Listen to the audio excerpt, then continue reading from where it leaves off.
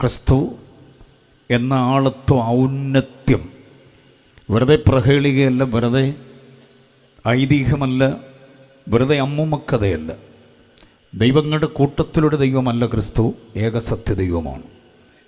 കർത്താക്കന്മാരുടെ കൂട്ടത്തിലൊരു കർത്താവല്ല, ഏക കർത്താവാണ്. രക്ഷകന്മാരുടെ കൂട്ടത്തിലൊരു രക്ഷകനല്ല, ഏക രക്ഷകനാണ്. അവതാരങ്ങൾ ഒത്തിരി ഉണ്ട്, ആ കൂട്ടത്തിലൊരു അവതാരമല്ല, ഏക അവതാരമാണ് ക്രിസ്തു. മധ്യസ്ഥന്മാരുടെ കൂട്ടത്തിലൊരു മധ്യസ്ഥനല്ല, ഏക മധ്യസ്ഥനാണ് ക്രിസ്തു. ആരാധ്യന്മാരൊത്തിരി ഉണ്ട്, ആ കൂട്ടത്തിലൊരാരാധ്യനല്ല യേശു, യേശു ഏക ആരാധ്യനാണ്. നായകന്മാരൊത്തിരി പേരുണ്ടാകാം, ആ നായകന്മാരുടെ കൂട്ടത്തിലൊരു നായകനല്ല, ഏക നായകനാണ് ക്രിസ്തു. യോഗ്യന്മാരൊത്തിരി പേരുണ്ടാകാം, പക്ഷേ യേശു അവരുടെ കൂട്ടത്തിലൊരു യോഗ്യനല്ല, ഏക പരമയോഗ്യനാണ്. മാർഗങ്ങൾ ഒത്തിരി ഉണ്ടാകാം, മോക്ഷത്തിനും മുക്തിക്കും സായുജ്യത്തിനും ശാന്തിക്കും സമാധാനത്തിനും പാപമോചനത്തിനും, പക്ഷേ ഏക മാർഗം ക്രിസ്തു മാത്രമാണ്. വീണ്ടെടുപ്പുകാർ ഒത്തിരി പേരുണ്ടാകാം. ഗോത്രത്തെ, കുലത്തെ, കുടുംബത്തെ, വർണ്ണത്തെ, വർഗത്തെ, ദേശത്തെ, ഭാഷയൊക്കെ വീണ്ടെടുക്കാൻ വന്നവർ ചരിത്രത്തിലുണ്ട്, ഇല്ലെന്ന് പറയുന്നില്ല. പക്ഷേ ആ വീണ്ടെടുപ്പുകാരുടെ കൂട്ടത്തിലല്ല യേശുവിൻ്റെ സ്ഥാനം. യേശു ഏക വീണ്ടെടുപ്പുകാരനാണ്. ന്യായാധിപന്മാരൊത്തിരി പേരുണ്ടാകാം, പക്ഷേ യേശു ആ ന്യായാധിപന്മാരുടെ കൂട്ടത്തിലൊരു ന്യായാധിപനല്ല, യേശു ഏകൻ ന്യായാധിപനാണ്. ഈ തത്വങ്ങൾ എത്ര പേർ അംഗീകരിക്കുന്നുണ്ട്? അങ്ങനാണെങ്കിൽ നാൽക്കവലയിൽ ഈ സ്തോത്രം പോരല്ലോ. ഒരു നല്ല ഹല്ലേലൂയ പറ, നല്ല ഹല്ലേലൂയ പറഞ്ഞ് യേശുവിൻ്റെ മഹത്വം ഇതാണ്. അതുകൊണ്ടാണ് ഞങ്ങളുടെ കുഞ്ഞുങ്ങൾ യേശുവിനെ പാടുന്നത്, അതുകൊണ്ടാണ് ഞങ്ങൾ ഉപദേശവർഗം യേശുവിനെ പ്രസംഗിക്കുന്നത്. കയറിപ്പോകരുതേ നാട്ടിൽ, മുട്ടുകാല് തല്ലി ഓടിക്കുമെന്ന് പറഞ്ഞാലും യേശുവിനെ കൊണ്ട് വീട്ടിൽ ഒതുങ്ങിയിരിക്കാൻ ഞങ്ങൾക്ക് പറ്റില്ല. പാട്ടും പ്രസംഗവുമായി നാൽക്കവലയല്ല, മുക്കവലകളിലും ഇനി കപ്പക്കാലായിലും വീട്ടുമുറ്റത്തും പട്ടണപ്രാന്തത്തിലും ഗ്രാമവീഥിയിലും യേശുവിനെ പ്രസംഗിച്ചേ പറ്റൂ. കാരണം യേശുവിന് തുല്യം യേശു മാത്രമാണ്. സമാനതകളില്ലാത്ത ആളത്വ ഔന്നത്യമാണ് ക്രിസ്തു. ഹല്ലേലൂയ. ആ ക്രിസ്തുവിനെ ഇവിടെയും പ്രഘോഷിപ്പാൻ ലഭ്യമായ അവസരത്തിൽ സന്തോഷം. വേൾഡ് ബൈബിൾ സ്കൂൾ എന്ന വിസ്തൃതമായൊരു പ്രസ്ഥാനവും നാൽക്കവല ശാരോൺ ഫെലോഷിപ്പ് ചർച്ചും കൂടെ സംയുക്തമായി ദർശനം സമഞ്ജസമായി സമ്മേളിപ്പിച്ചുകൊണ്ട് നടത്തുന്ന ഈ സുവിശേഷ പ്രഘോഷണ ശുശ്രൂഷയിൽ കർത്താവിൻ്റെ വലിയൊരു ദാസൻ കഴിഞ്ഞ രാത്രിയിൽ ദാസന്മാർ ശുശ്രൂഷിച്ചു. ആ ചിന്തകളൊക്കെ നിങ്ങളുടെ ഹൃദയത്തിൽ പകർന്നങ്ങനെ ഇരിക്കട്ടെ. അത് വിസ്മൃതിയിൽ പോകരുത്. ഇന്ന് രാത്രിയിൽ കൂടെ കേൾക്കുന്നതിനെ ഉൾക്കൊള്ളാൻ കഴിയട്ടെ. അനുഗ്രഹീത പ്രഭാഷകരും വേദാധ്യാപകരുമൊക്കെ ഇവിടെ ഉണ്ടെന്ന് എനിക്കറിയാം. സുവിശേഷത്തോട് വളരെ താല്പര്യമുള്ള ദേശമാണിതെന്ന് എനിക്കറിയാം. സ്തോത്രം. വിവിധ നിലകളിൽ കർത്താവ് ശക്തമായി തൻ്റെ നാമമഹത്വത്തിനു വേണ്ടി പ്രയോജനപ്പെടുത്തുന്ന ഒത്തിരി ദൈവദാസന്മാരിവിടെയുണ്ട്, ഭരണരംഗത്തും അതേപോലെ പ്രഭാഷണ രംഗത്തും. എൻ്റെ ആത്മസ്നേഹിതനാണ് കർത്താവിൻ്റെ ദാസൻ ലിസൺ ചാക്കോ. അദ്ദേഹത്തെ കുടുംബമായി ഇവിടെ കണ്ടതിൽ സന്തോഷം. എൻ്റെ ആത്മമിത്രമാണ് പാസ്റ്റർ ജനേഷ് ബേബി. ഞങ്ങൾ ഒരുമിച്ചാണ് കടന്നു വന്നത്. അനുഗ്രഹീത പ്രഭാഷകനാണ്. എല്ലാം ഓർത്ത് ദൈവത്തിന് സ്തോത്രം. എല്ലാവരോടും ചേർന്ന് ആയിരിക്കുന്നതിലും എബ്രായ ലേഖനം 10-ാം അധ്യായം 37-ാമത് വാക്യത്തിൻ്റെ വിശകലനങ്ങൾ ഇനിയുള്ള നേരത്ത് നൽകിത്തരുന്നതിലും സന്തോഷം. പ്രാർത്ഥനയോടെ നമുക്ക് ശ്രദ്ധിക്കാം. എബ്രായ ലേഖനം എന്ന് പറയുന്നത് ക്രിസ്തുയേശുവിൻ്റെ ഉത്കൃഷ്ടത, ഔന്നത്യം, ക്രിസ്തുയേശുവിൻ്റെ സവിശേഷതകൾ 1-ാം അധ്യായം മുതൽ അവസാന അധ്യായം വരെ വാരി നിറച്ചിരിക്കുന്ന പ്രൗഢഗംഭീരമായൊരു ലേഖനമാണ്. ലേഖനങ്ങൾ പുതിയ നിയമത്തിൽ 14 എണ്ണമുണ്ട്, നമുക്കറിയാം, പൗലോസിൻ്റെ മാത്രം. അക്കൂട്ടത്തിൽ പെടുന്നതാണ് എബ്രായ ലേഖനം. മൊത്തം ലേഖനങ്ങൾ 21. പത്രോസും യാക്കോബും യൂദായും യോഹന്നാനും കൂടെ എഴുതിയ ലേഖനങ്ങളെയും പൗലോസിൻ്റെ എബ്രായ ലേഖനം അടക്കമുള്ള 14 കൂടെ ചേർക്കുമ്പോൾ 21 ലേഖനങ്ങളുണ്ട്. 21 ലേഖനങ്ങളിലും നമ്മുടെ അന്തരാത്മാവിനെ തൃപ്തിപ്പെടുത്തുന്ന പ്രധാനമായ വിഷയമെന്ന് പറയുന്നത് the theological explanation about Christ and the church എന്നതാണ്. ക്രിസ്തു യേശുവിനെക്കുറിച്ചും സഭയെക്കുറിച്ചുമുള്ള ദൈവശാസ്ത്ര വിശകലനങ്ങൾ, അതാണ് ലേഖനങ്ങൾ. അതിനെ ആഴത്തിൽ ശ്രദ്ധിക്കുകയും പഠിക്കുകയും ധ്യാനിക്കുകയും ചെയ്യുന്നവരുടെ അന്തരംഗത്തിൽ ക്രിസ്തു പരിജ്ഞാനത്തിൻ്റെ ഒരു ആരോഗ്യം വന്ന് വ്യാപരിക്കും. എത്ര പേര് സമ്മതിക്കുന്നുണ്ട്? ശിംശോൻ്റെ കയ്യിലെ അസ്ഥികഷണവും ഏലിയാവിൻ്റെ വാളും ദാവീദിൻ്റെ കവണയും ഗോല്യാത്തിൻ്റെ കുന്തോ ഒന്നും ലേഖനത്തിലില്ല. അതുകൊണ്ട് തന്നെ ലേഖനത്തോട് വലിയ താല്പര്യം ദൈവമക്കൾക്കും കൂടില്ല. ഈ പറഞ്ഞ ഏലിയാവും ദാവീദും ഗോല്യാത്തും ഒക്കെ കേൾക്കുമ്പോൾ നമുക്കൊരു 400 കന്യഭാഷ പറയാനും ഒരു ഗ്ലോറി പറയാനും ഒക്കെ ആവേശം ഉണ്ടാവുക. ലേഖനം അങ്ങനെയുള്ള കുറുക്കു വഴിയിലൂടെ നമ്മളെ ഉണർവെന്ന് പറയുന്ന ഉന്മാദത്തിലേക്ക് നയിക്കുന്നില്ല. പകരം ക്രിസ്തീയ ജീവിതത്തിൽ എന്ത് തള്ളണം, എന്ത് കൊള്ളണം, എന്താകണം, എന്തായിക്കൂടാ, ആരോടുകൂടെ ആകാം, ആരോടുകൂടെ ആകരുത്, എന്താണ് ക്രൈസ്തവീയതയുടെ ആത്യന്ത ലക്ഷ്യം എന്നിത്യാദി വസ്തുതകൾ ആഴത്തിൽ ബോധ്യമാക്കി തരുന്ന ശക്തവും വ്യക്തവും യുക്തവുമായ ആത്മീയ ബോധ്യങ്ങളാണ് ലേഖനങ്ങൾ. പ്രത്യേകിച്ച് എബ്രായ ലേഖനം ക്രിസ്തുവെന്ന് പറയുന്ന ആളത്വ മഹത്വത്തെ വളരെ ഗംഭീരമായി നമ്മുടെ മുമ്പിൽ അവതരിപ്പിക്കുകയാണ്. ഞാൻ പറഞ്ഞല്ലോ, ക്രിസ്തുവിന് തുല്യം ക്രിസ്തു മാത്രമേ ഉള്ളൂ. സമാനതകളില്ലാത്ത ജനനം, സമാനതകളില്ലാത്ത ജീവിതം, സമാനതകളില്ലാത്ത ഉപദേശം, സമാനതകളില്ലാത്ത മരണം, സമാനതകളില്ലാത്ത അടക്കം, സമാനതകളില്ലാത്ത ഉയർത്തെഴുന്നേൽപ്പ്, സമാനതകളില്ലാത്ത ഒരു സ്വർഗാരോഹണം, ഇനി സമാനതകളില്ലാത്ത നിലയിലൊരു മടങ്ങി വരവും കൂടെ സഭ പ്രതീക്ഷിക്കുകയാണത്. ആ മടങ്ങി വരവ് എന്ന വിഷയത്തെക്കുറിച്ച് ആഴത്തിൽ പറയുവാൻ നേരമേറെ വേണം. പക്ഷേ അനുവദിച്ച നേരത്തിൽ അതിനെ സംക്ഷിപ്തമാക്കാൻ ഇന്ന് രാത്രി ഞാൻ പണിപ്പെടുകയാണ്. നമുക്ക് ശ്രദ്ധിക്കാം. 10:37 വാക്യം. ഇനി എത്രയും അല്പകാലം കഴിഞ്ഞിട്ട് വരാനുള്ളവൻ വരുമെന്ന് എത്ര പേർക്ക് പ്രതീക്ഷയുണ്ട്? ഈ വാക്യം വായിച്ചുകൊണ്ട് ഇറാൻ, ഇസ്രായേൽ, അമേരിക്ക യുദ്ധത്തിലേക്ക് നിങ്ങളെ വഴിതെളിക്കുമെന്നൊന്നും ആരും ചിന്തിക്കരുത്. യുദ്ധമൊന്നും എൻ്റെ വിഷയമല്ല. മനുഷ്യചരിത്രത്തോളം പഴക്കമുള്ള വിഷയമാണ് യുദ്ധവും കലാപങ്ങളും പ്രകൃതി ദുരന്തങ്ങളുമൊക്കെ. ക്രിസ്തുവേശുവിൻ്റെ പുനരാഗമനം എന്ന വിഷയം കൈകാര്യം ചെയ്യുവാൻ തുടങ്ങുമ്പോഴേ നാസയുടെ സൂക്ഷ്മദർശിനിക്കകത്തോട്ട് കയറിയിരുന്ന് അവർ കണ്ടതിനേക്കാൾ കൂടുതൽ ഏതാണ്ടൊക്കെ കണ്ട് അങ്ങനെ ആ വിഷയത്തെ വഴിതിരിച്ചുകൊണ്ട് പോകുന്ന ഒരു പഠന രീതിയുണ്ട്. എനിക്കതിനോടൊന്നും താല്പര്യമില്ല. എനിക്ക് താല്പര്യം ഇന്ന് രാത്രി കർത്താവ് വന്നാൽ കയറിപ്പോകാനുള്ള യോഗ്യത എന്താണെന്ന് വെളിപ്പെടുത്തുക. ആര് പോകും, ആര് കൈവിടപ്പെടും, എന്താണ് കയറിപ്പോകാനുള്ള യോഗ്യത, ഇത് ജനത്തെ ധരിപ്പിക്കുക. അതാണ് പുനരാഗമനം എന്ന വിഷയത്തിൻ്റെ ട്രാക്കിലൂടെ ഞാൻ ആഗ്രഹിക്കുന്നത്. ഈ മുറ്റത്തുകൂടി വന്നിട്ടുള്ളവരൊക്കെ രക്ഷാനിർണയം പ്രാപിച്ചവരും ദൈവകൃപ അനുഭവിക്കുന്നവരും പ്രത്യക്ഷനാകുന്ന കർത്താവിനോടൊപ്പം സമാഗമിക്കേണ്ടതിന് താല്പര്യത്തോടിരിക്കുന്നവരുമാണ്. ഉക്രൈനും റഷ്യയും എന്തെങ്കിലുമൊക്കെ കാണിക്കട്ടെ, മധ്യപൂർവേഷ്യൻ രാജ്യങ്ങൾ എന്തെങ്കിലുമൊക്കെ നടക്കട്ടെ, മിസൈലുകളുടെ എണ്ണം ഒന്നും നമ്മളെടുത്തിട്ട് കാര്യമില്ല. ട്രംപും അവരും നെതന്യാഹുവും ഒക്കെ എന്തെങ്കിലുമൊക്കെ ചെയ്യട്ടെ, അവരുടെ എല്ലാം മീതെ പരമാധികാരമുള്ളൊരു കർത്താവിനെ നാം അറിയുന്നത്. സ്തോത്രം. ദൈവസഭ ഭൂമിയിലിരിക്കുമ്പോൾ ഇനിയധികം കേടുപാട് പറ്റാതെ, പരുക്ക് പറ്റാതെ സഭയെ തൻ്റെ സന്നദ്ധിയിലാക്കുന്നൊരു കാര്യപരിപാടിയാണ് കർത്താവിനെ ചെയ്യാൻ പോകുന്നത്. 3-ാം ലോകമഹായുദ്ധവും അതിൻ്റെ കെടുതികളുമൊക്കെ അനുഭവിപ്പിച്ചിട്ട് സഭയെ ഇവിടുന്ന് കൊണ്ടുപോകുമെന്നൊന്നും കർത്താവിന് നിർബന്ധമില്ല. നിശ്ചയം കഴിഞ്ഞ് തൻ്റെ പ്രതിശ്രുത വധുവിനെ വേറൊരു വില്ലൻ്റെ കയ്യിലേക്ക് വിട്ടുകൊടുത്തിട്ട് അവൾ നിമിത്തം ഏൽപ്പിച്ചിട്ട് അങ്ങോട്ട് കൊണ്ടുപോകാൻ കർത്താവിന് താല്പര്യമൊന്നുമില്ല. അതുകൊണ്ട് സഭ ഈ പ്രതിസന്ധിയുടെ ഘട്ടത്തിൽ ലേഖനങ്ങളിലൂടെ നൽകിത്തരുന്ന what is church and how to walk in the church, സഭ എന്താണ്, സഭയിൽ നാം എങ്ങനായിരിക്കണം, എന്താ ക്രിസ്തീയത, എന്താ ക്രൈസ്തവീയത, നമ്മുടെ ഉച്ചമുതലുള്ളങ്കാല് വരെയുള്ള ശരീര വ്യവസ്ഥിതിയിൽ ഉയർന്നു വരുന്ന രാഗതാപങ്ങളുടെ, പാപരാഗങ്ങളുടെ, അതിൻ്റെ പരമ്പരകളുടെ നിയോഗ നിർബന്ധങ്ങൾ, ആവേഗ നിയോഗങ്ങൾ, വിചാര വിക്ഷോഭങ്ങളോട് നമ്മുടെ പ്രതികരണം എന്താണ്? അരുത് അരുത് എന്ന വചനം വിലക്കുന്നതിനോടുള്ള നമ്മുടെ പ്രതികരണം എന്താ? ചെയ്യണം ചെയ്യണം ചെയ്യണമെന്ന വചനം നമ്മോട് അനുശാസിക്കുന്നവയോടുള്ള നമ്മുടെ മനോഭാവം എന്താ? ഇതൊക്കെയാണ് നമ്മൾ അറിയേണ്ടതും അനുഷ്ഠിക്കേണ്ടതും ആചരിക്കേണ്ടതും. എന്നിട്ട് കർത്താവിൻ്റെ വരവിന് വേണ്ടി പ്രതീക്ഷയോടെ കാക്കണം. നമ്മളിവിടെ നിവർത്തിക്കേണ്ടതൊക്കെ നിവർത്തിക്കാതെ പറന്നിടുമേ ഞാനും എന്നൊക്കെ പറഞ്ഞ പറക്കുമൊന്നുമില്ല ആരും. അതുകൊണ്ട് ഇന്ന് രാത്രിയിൽ എത്രയും വേഗം പ്രത്യക്ഷനാകാൻ പോകുന്ന കർത്താവിൻ്റെ സവിധത്തിലേക്കുള്ള നമ്മുടെ പ്രവേശനത്തിന് വേണ്ടുന്ന വ്യക്തിപരമായ യോഗ്യതകളെ നാം ആഴത്തിൽ ചിന്തിപ്പാൻ ആഗ്രഹിക്കുന്നു. അല്പം വേഗത്തിൽ നമ്മൾ മുൻപോട്ട് പോകുന്നു. 1-ാമത്തെ കുറിപ്പിലേക്ക് ഞാൻ നിങ്ങളെ കൊണ്ടുവരികയാണ്. വരാനുള്ളവൻ, ആ പ്രയോഗം തന്നെ ഭയങ്കര ചിന്തയില്ലേ? വരാനുള്ളവൻ. യേശുവിന് കൊടുത്ത പേരുകളിൽ ഒരു മഹത്തായ പേരാണ് എന്തോന്ന്? വരാനുള്ളവൻ എന്ന് പറയാൻ കാരണം എന്താണെന്നറിയാമോ? നമ്മളൊക്കെ ഇവിടുന്ന് പോകാനുള്ളവരാണ്. നമ്മളൊക്കെ ഇന്നോ നാൾ രക്തസമ്മർദ്ദം കൂടും അങ്ങനെയൊക്കെ പറഞ്ഞ് ഇന്ന് പോകുന്ന കാര്യമല്ല ഈ പറയുന്നത്. ഓക്കെ, എന്നായാലും നമ്മൾ എന്ത് ചെയ്തേ പറ്റുള്ളൂ? പോയേ പറ്റുള്ളൂ. അതാണല്ലോ ഉൽപ്പത്തി പുസ്തകം 23-ാം അധ്യായം 4-ാം വാക്യത്തിൽ അബ്രഹാം പറയുന്നുണ്ട്, ഞാനിവിടെ വന്നു പാർക്കുന്നവനും പരദേശിയ. വന്നു പാർക്കുന്നവൻ എന്ത് ചെയ്തേ പറ്റുള്ളൂ?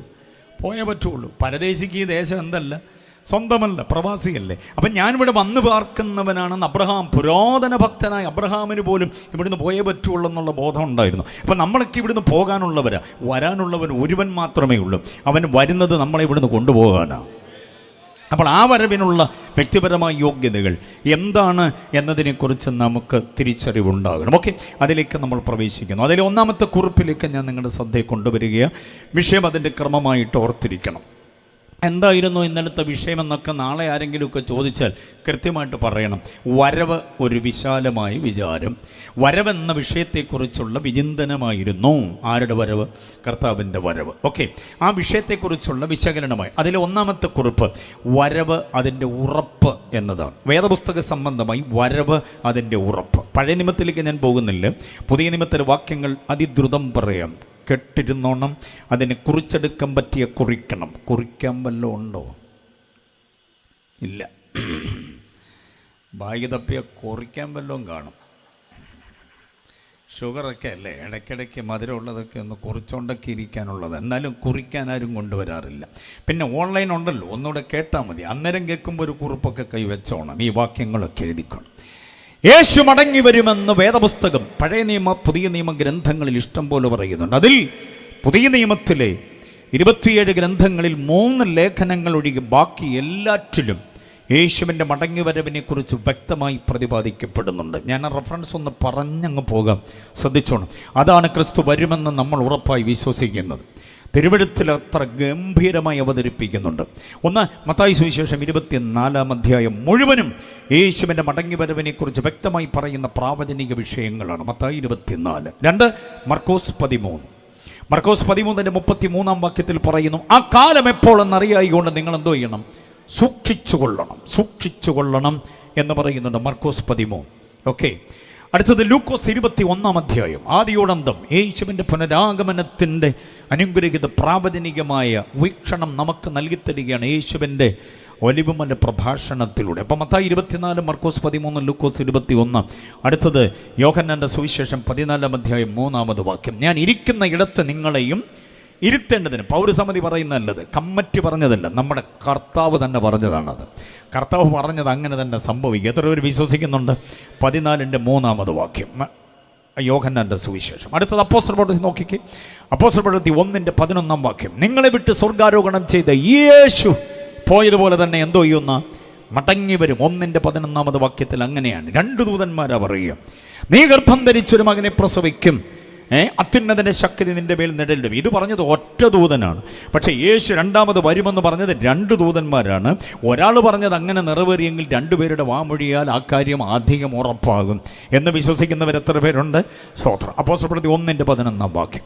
ഇനി റോമാലേഖനം 13-ന്റെ 11-ാം വാക്യം. ഓക്കെ, റോമർ 13-ന്റെ 11 പറയുന്നു, രാത്രി കഴിവാറായി, പകൽ ഏറ്റവും അടുത്തു. നാം വിശ്വസിച്ച സമയത്തേക്കാൾ നമ്മുടെ രക്ഷ ഇപ്പോൾ എന്ത് ചെയ്തിരിക്കുന്നു?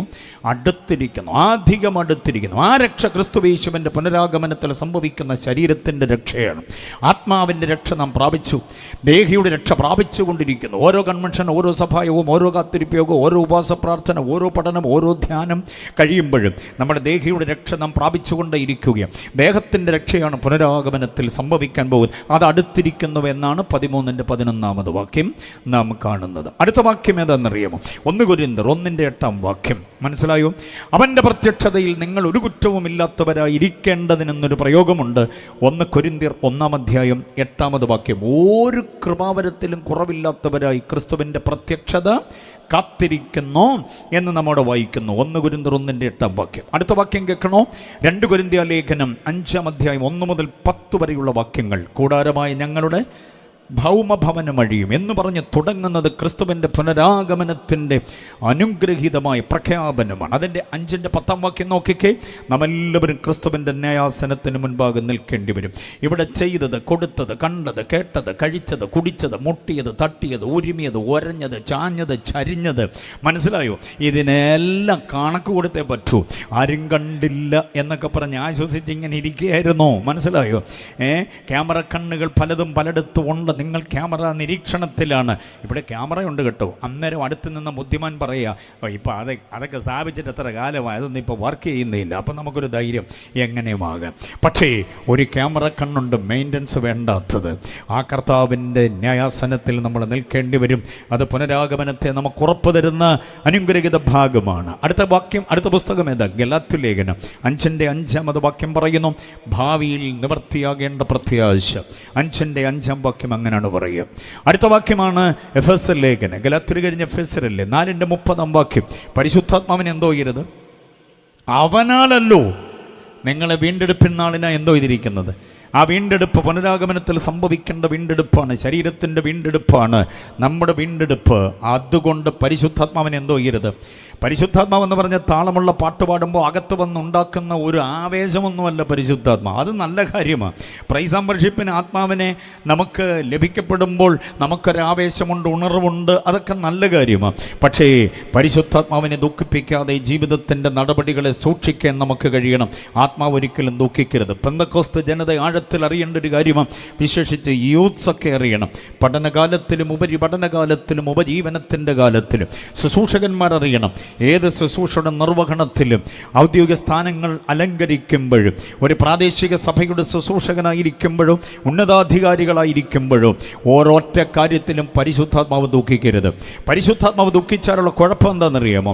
യെശയ്യാ പ്രവചനം 63:10 വാക്യം. യെശയ്യാ 63:10 എഫെസ്യർ 4:30 കൂടെ ഒരുമിച്ച് ചേർത്ത് പഠിക്കണം. പരിശുദ്ധാത്മാവിനെ ദുഃഖിപ്പിക്കരുത്, അവനാലല്ലോ വീണ്ടെടുപ്പിൻ നാളിനായി നിങ്ങളെ മുദ്രയിട്ടിരിക്കുന്നത്. ദുഃഖിപ്പിച്ചാൽ എന്നാ കുഴപ്പം? യെശയ്യാ 63:10 പറയുന്നു, അവർ ദൈവത്തിൻ്റെ പരിശുദ്ധാത്മാവിനെ ദുഃഖിപ്പിച്ചു, അതുകൊണ്ട് ദൈവം അവർക്ക് ശത്രുവായി മാറി. അപ്പം ദൈവം നമ്മുടെ ശത്രുവായി മാറുന്നതിനൊരു കാരണമാണ് പരിശുദ്ധാത്മാവിനെ ദുഃഖിപ്പിച്ചാൽ. വാക്കുകൊണ്ട്, പ്രവൃത്തി കൊണ്ട്, കണ്ടോ, കൊടുക്കൽ വാങ്ങലുകൾ കൊണ്ട്, ദാമ്പത്യത്തിൽ, സാമ്പത്തികത്തിൽ, ശുശ്രൂഷാതലങ്ങളിൽ, സാമൂഹ്യ ജീവിതത്തിൽ, സഭാതലത്തിലൊന്നും പരിശുദ്ധാത്മാവ് ദുഃഖിക്കരുത്. എത്ര പേർക്ക് സ്വത്രം പറയാൻ പറ്റും? ജീവിതത്തെ ഒരു പുനഃവിചാരണ നടത്തണം. ഞാൻ നിമിത്തം പരിശുദ്ധാത്മാവ് ദുഃഖിക്കുന്നുണ്ടോ? ഉണ്ടെങ്കിൽ ദൈവം നമ്മുടെ ശത്രുവായി മാറും എന്ന കാര്യം മറക്കരുത്. ഓക്കെ, അടുത്ത പുസ്തകം ഫിലിപ്പിയർ ലേഖനമാണ്, 3:20 വാക്യം. സ്വർഗത്തിലെ നമ്മുടെ പൗരത്വം, അവിടെ നിന്ന് നമ്മുടെ കർത്താവ് വരുമെന്നാണ്. 3:20, 21 അതിൻ്റെ തുടർച്ചയാണ് എന്ന് നാം അറിയണം. അടുത്ത പുസ്തകം ഏതാ? കൊലോസ്യ ലേഖനമാണ്, 3-ാം അധ്യായത്തിൻ്റെ 4-ാം വാക്യം നോക്കിക്കേ. നമ്മുടെ ജീവനായ ക്രിസ്തു വെളിപ്പെടുമ്പോൾ നാമും ക്രിസ്തുവിനോടുകൂടെ തേജസ്സിൽ എന്തോ ചെയ്യും? ആ പ്രത്യാശയുള്ളവർക്ക് സ്വതന്ത്രം പറയാൻ പറ്റുന്നത്.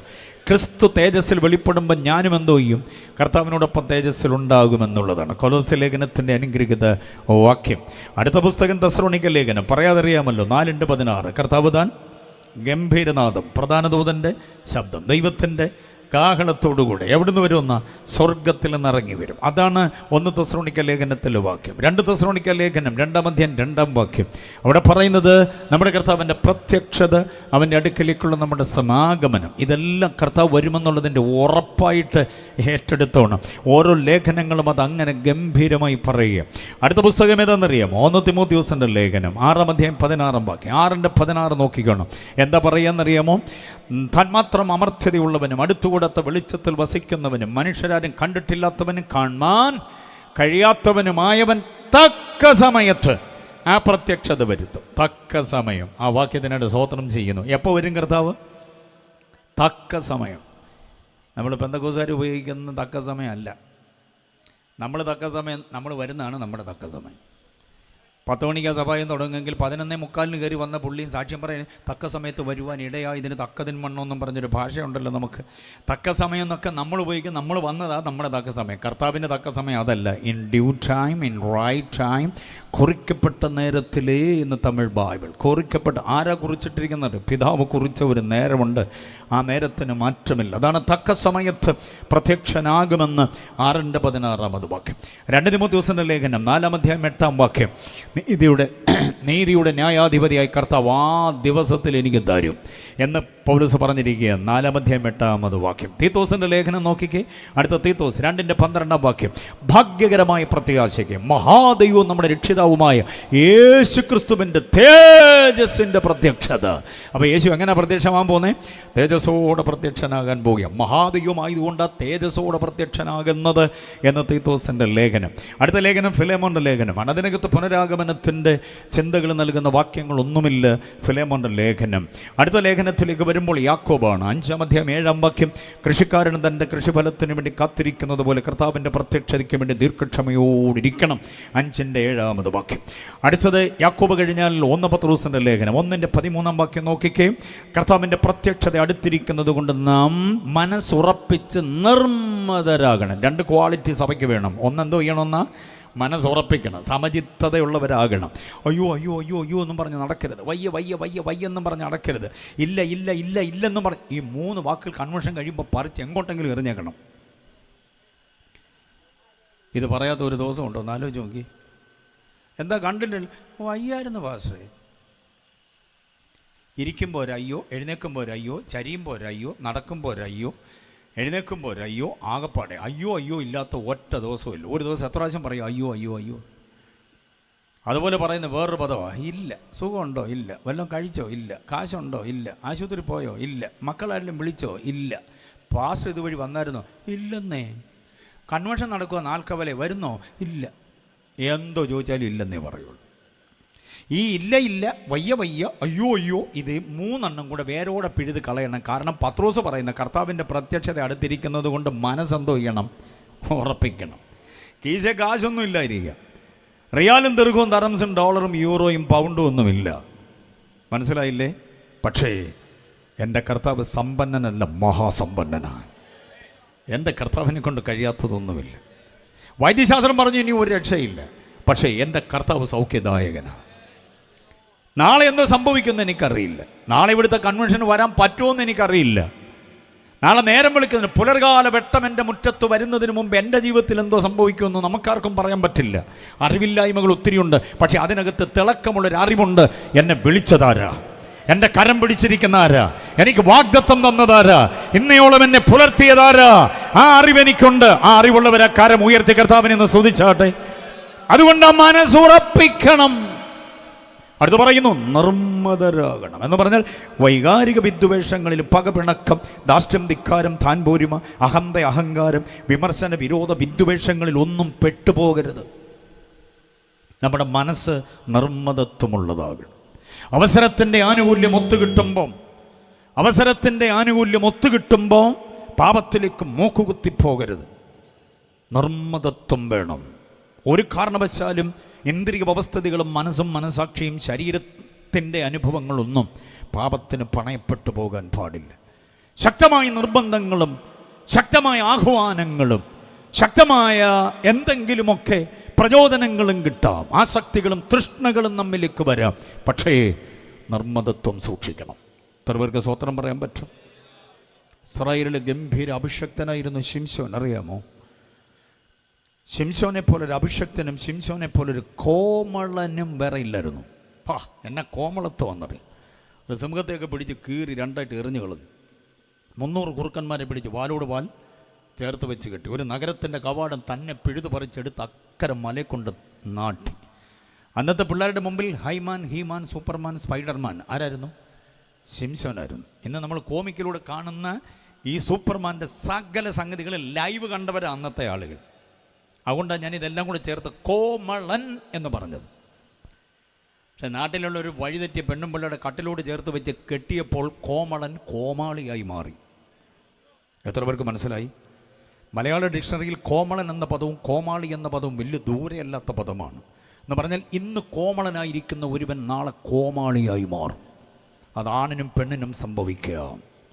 അതുകൊണ്ട് നിർമ്മതത്വം എന്ന പ്രയോഗം ഞാൻ പറഞ്ഞത്. എത്ര പേർക്ക് ബോധ്യമായി? അപ്പോൾ പത്രോസ് പറയുന്നു കർത്താവിൻ്റെ വരവെടുത്തു, അതുകൊണ്ട് നിർമ്മതത്വമുള്ളവരാകണം, മനസ്സുറപ്പിക്കണം, അലാഹമില്ലാതെ സമചിത്തതയോടെ നിൽക്കണം. 2 പത്രോസ് എന്താ പറയുന്നറിയോ? 3:9 വാക്യം. കർത്താവിൻ്റെ ദിവസം ആരെപ്പോലെ വരുമെന്ന? കള്ളനെ പോലെ വരും. കള്ളനായി വരുമെന്നല്ല, പിന്നെ 3 രീതികളുണ്ട്. 1 മണവാളനായി വരും, 2 യജമാനനായി വരും. ഓക്കെ, മണവാളനായി വരുമെന്നുള്ളത് 2 കൊരിന്ത്യർ ലേഖനം 11:2-3. നിങ്ങൾക്ക് ഏകപുരുഷനോട് വിവാഹ നിശ്ചയം ചെയ്തിരിക്കുന്നു, അതുകൊണ്ട് കർത്താവ് വരുന്നത് മണവാളനായിട്ടാണ്. മർക്കോസ് 13:35 പറയുന്നത് സന്ധ്യയ്ക്കോ അർദ്ധരാത്രിക്കോ കോഴികോ നേരത്തെ രാവിലെയോ എപ്പോൾ യജമാനൻ വരുമെന്നറിയായി കൊണ്ട് എന്തോ ചെയ്യണം? ഉണർന്നിരിക്കണം. അപ്പോൾ യജമാനനായി വരും, പിന്നെ മണവാളനായി വരും. പക്ഷേ ഇവിടെ പത്രോസ് പറയുന്നത് ആരെപ്പോലെ കള്ളനായി വരുമെന്നല്ല, പിന്നെ കള്ളനെ പോലെ വരും. കള്ളൻ എന്തിനാ വരുന്നത്? മോഷ്ടിക്കാനാണ് നമുക്കറിയാം, അല്ല പിന്നെ കൂട്ടായ്മ കൂടാനാണ്. കള്ളം വരുന്ന മോഷ്ടിക്കാനാണ്. എന്തോ മോഷ്ടിക്കാനാണെന്നുള്ളതാണ് വിഷയം. വിലയേറിയത് മോഷ്ടിക്കാൻ.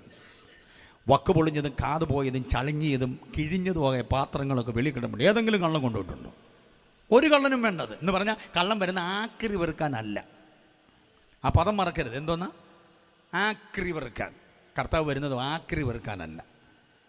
പെന്തക്കോസിൽ 350 പ്രാവശ്യം വീണ് മൂക്കും മുറിഞ്ഞു പല്ലും പോയി, കൃപയും നഷ്ടപ്പെട്ട്, സാക്ഷ്യവും നഷ്ടപ്പെട്ട്, ദേശത്ത് അപമാനമായ ഒരുത്തിയും പൊക്കാനല്ല കർത്താവ് വരുന്നത്. വിലപ്പെട്ടതകത്തുണ്ട്, വിലപ്പെട്ടത്, കേടുപറ്റാതെ, പരുക്കുപറ്റാതെ, ആത്മീയതയ്ക്ക് ദോഷം ഭവിക്കാതെ, ദൈവവചനത്തിൻ്റെ തനത് സംസ്കാരത്തിൽ നിന്ന് വ്യതിചലിക്കാതെ നിൽക്കുന്നവരെ ചേർക്കാനാ. അതാ കള്ളനെ പോലെ എന്ന് പറഞ്ഞിരിക്കുന്നത്. രാത്രി വരുമെന്നോ പകൽ വരുമെന്നോ മുന്നറിയിപ്പില്ലാതെ വരുമെന്നൊന്നും അല്ല അതിൻ്റെ അർത്ഥം. വിലയേറിയതിനെ ചേർക്കാൻ വരും. അപ്പോൾ ഒരു 3 ചിന്തകൾ ഞാൻ അവിടെ അങ്ങ് തരാം. ഓക്കെ, പിന്നെ എനിക്ക് അതിലേക്ക് പോകേണ്ടി വരികയില്ല. യജമാനനായി വരുന്നത് വിശ്വസ്തരെ ചേർക്കാനാണ്. ഏൽപ്പിച്ചതല്ല എന്തോ ചെയ്യണം? വിശ്വസ്തയോടെ കൈകാര്യം ചെയ്യുക. യജമാനനായി വരുന്നത് വിശ്വസ്തരെ ചേർക്കാൻ, മണവാളനായി വരുന്നത് വിശുദ്ധരെ ചേർക്കാനാ. കള്ളനെ പോലെ വരുന്നത് വിലയുള്ളവരെ ചേർക്കാനാ. എത്ര വി കിട്ടി? 3 വി. 1 വിശുദ്ധരാകണം, 2 വിശ്വസ്തരാകണം, 3 എന്തോ ആകണം? വിലയുള്ളവരാ. എന്തോന്നാ വില? നമ്മുടെ വില എന്തോ വെച്ചാൽ തറവാടിൻ്റെ വിലയൊന്നുമല്ല, അപ്പൻ്റെ വിലയോ അമ്മാവിയപ്പൻ്റെ വിലയൊന്നുമല്ല, അങ്കിളിൻ്റെ വില, ആൻറ്റിയുടെ വിലയൊന്നുമല്ല, ആളിയൻ്റെ വിലയൊന്നുമല്ല. നമ്മുടെ വില നിർമ്മലവും നിഷ്കളങ്കവും നിർദോഷവും കുറ്റമില്ലാത്തതും പുണ്യാഹവുമായ രക്തത്തിൻ്റെ വിലയാ. കർത്താവ് കാലുവരിയിൽ ചൊരിഞ്ഞ രക്തത്തിൻ്റെ വിലയാണ് നമ്മുടെ വില. ആ വില നഷ്ടപ്പെടാതെ ജീവിതത്തിൽ സൂക്ഷിക്കാൻ കഴിയുന്നവരെ ചേർക്കാൻ കർത്താവ് വരുന്നത്. ഗുഡ്. അതാണ് 2 കൊരിന്ത്യർ 3:9 വാക്യം. അടുത്ത വാക്യം കേൾക്കണോ? 1 യോഹന്നാന്റെ ലേഖനം 2:28 വാക്യം. കുഞ്ഞുങ്ങളെ, അവൻ്റെ പ്രത്യക്ഷതയിൽ നാം ലജ്ജിച്ചു പോകാതിരിക്കേണ്ടതിന്, അവൻ്റെ പ്രത്യക്ഷതയിൽ നമുക്ക് ധൈര്യം ഉണ്ടാകേണ്ടതിന് അവനിൽ വസിപ്പീ. കണ്ടോ? എവിടെ വസിക്കണം? അപ്പോൾ ആരാ കയറി പോകുന്നത്? കർത്താവ് വിൽ, not with him but in him. കർത്താവ് വിൽ വസിക്കണം, കർത്താവിനോട് കൂടെയല്ല. കർത്താവ് വിൽ ആണെന്ന് എത്ര പേർക്ക് ഉറപ്പുണ്ട്? ആ ആശയം മനസ്സിലാക്കണേ, ആഴത്തിൽ മനസ്സിലാക്കണം. കർത്താവിനോട് കൂടെയല്ല, പിന്നെ കർത്താവ് വിൽ വസിക്കണം ഇൻ ക്രൈസ്റ്റ്. ലേഖനങ്ങൾ മുഴുവനും പഠിച്ചു നോക്കി. കർത്താവ് വിൽ, പ്രിയനായവനിൽ, ക്രിസ്തുവിൽ, യേശു ക്രിസ്തുവിൽ എന്നൊക്കെ പറയുന്ന ആ ഇൽ പ്രയോഗം മലയാളത്തിൽ, in Christ, in Lord, in Jesus, in Christ Jesus എന്ന ഇംഗ്ലീഷ് പ്രയോഗത്തിൽ, അതിനകത്തെല്ലാം ഇൻ ക്രൈസ്റ്റ് ആണ്. എന്ന് പറഞ്ഞാൽ ഒരു സസ്യത്തിൻ്റെ വേര് മണ്ണിൽ ആയിരിക്കുന്നത് പോലെ, ഒരു മത്സ്യം വെള്ളത്തിൽ ആയിരിക്കുന്നത് പോലെ, ഒരു ഗർഭസ്ഥ ശിശു തൻ്റെ അമ്മയുടെ ഉദരത്തിലെ ഗർഭപാത്രത്തിൽ ആയിരിക്കുന്നത് പോലെയാ രക്ഷിക്കപ്പെട്ട ഒരു ദൈവപൈതൽ ക്രിസ്തുവിലായിരിക്കുന്നത്. എത്ര പേർക്ക് മനസ്സിലായി? 9 മാസം 9 ദിവസം 9 നാഴിക 9 വിനാഴിക. ഓ, അമ്മയുടെ ഗർഭപാത്രത്തിലായിരുന്നു നമ്മൾ. എത്രയാ? അതിന് ചുമ്മാതെ 10 മാസം എന്നൊക്കെ പറഞ്ഞാൽ നടക്കില്ലേ? 9 മാസം 9 ദിവസം 9 നാഴിക. അത് ഇവർ റൗണ്ട് ഫിഗർ ആക്കിയാണ് പറയുന്നത്. 10 മാസം ഞാൻ നിന്നെ ചുമന്നാണെന്ന്. ആയിക്കോട്ടെ, 10 മാസം പിണക്കണ്ട. അമ്മമാരൊരു പുണ്യമല്ലേ, പിണക്കണ്ടവർ. നിങ്ങൾ 10 മാസവും ചുമന്നു. ഞങ്ങളിൽ പല ബിരുദന്മാരും അല്പം കൂടെ കഴിഞ്ഞാൽ പിന്നെയും വന്നത്. അതിൻ്റെ നൊമ്പരം നിങ്ങൾക്ക് കിട്ടിയിട്ടുണ്ട്. ഓക്കെ, ഏതായാലും ഒരു കാര്യം ഉറപ്പാണ്, അതിനകത്ത് കഴിഞ്ഞ അത്രയും കാലം നമ്മൾ കരഞ്ഞില്ല, വിയർത്തില്ല, യാതൊരു ടെൻഷനും ഇല്ലായിരുന്നു. പരീക്ഷയുടെ ടെൻഷൻ ഉണ്ടായിരുന്നു, SLC പരീക്ഷ എന്നോ വാടക കൊടുക്കേണ്ട ടെൻഷൻ ഉണ്ടായിരുന്നു. ഒരു ടെൻഷനും ഇല്ല. ചിക്കൻ കുനിയുടെ ടെൻഷനില്ല, മറ്റ് മാരക രോഗങ്ങൾ യാതൊന്നിൻ്റെയും ടെൻഷനില്ലാതെ കരഞ്ഞിട്ടേ ഇല്ല അതിനകത്ത്. അവിടുന്ന് പുറത്തിറങ്ങിയ അന്ന് മുതൽ തുടങ്ങിയ കരച്ചില്ല ഇതുവരെ തീർന്നിട്ടുണ്ടോ? അതാണ് ഗർഭപാത്രത്തിൽ ഉള്ള ആ അവസ്ഥയുണ്ടല്ലോ, അതൊന്ന് അത് ഓർക്കാൻ നമുക്ക് ഓർമ്മയുണ്ടോ? ഇല്ലല്ലോ. നല്ല കാലമൊന്നും നമുക്ക് ഓർമ്മയില്ല, അതിന് ശേഷമുള്ള ഓർമ്മയല്ലേ ഉള്ളൂ. ആ കാലത്തിൽ നമ്മൾ അനുഭവിച്ച സുഖമുണ്ടല്ലോ, അതാണ് ക്രിസ്തുവിലായിരിക്കുന്നവൻ്റെ മനോഭാവം. എത്ര പേർക്ക് മനസ്സിലാകുന്നുണ്ട്? അതാണ് വിത്ത് ക്രൈസ്റ്റ് അല്ല പപ്പ, ഇൻ ക്രൈസ്റ്റ് ആണ്. ക്രിസ്തുവിൽ. ഗെത്സമന തോട്ടത്തിൽ യേശുവിൻ്റെ കൂടെയായിരുന്നു ഈ ശിഷ്യന്മാരെല്ലാവരും. യേശുവിൻ്റെ കൂടെയായിരുന്നു, അതുകൊണ്ടാണ് ഇറങ്ങി ഓടിയത്. പന്തവും കുന്തവും വാളും വട്ടിയും ഒക്കെ കണ്ടപ്പോൾ യേശുവിനെ ഒറ്റയ്ക്കാക്കി അവരെല്ലാം ഓടി. മനസ്സിലായില്ലേ?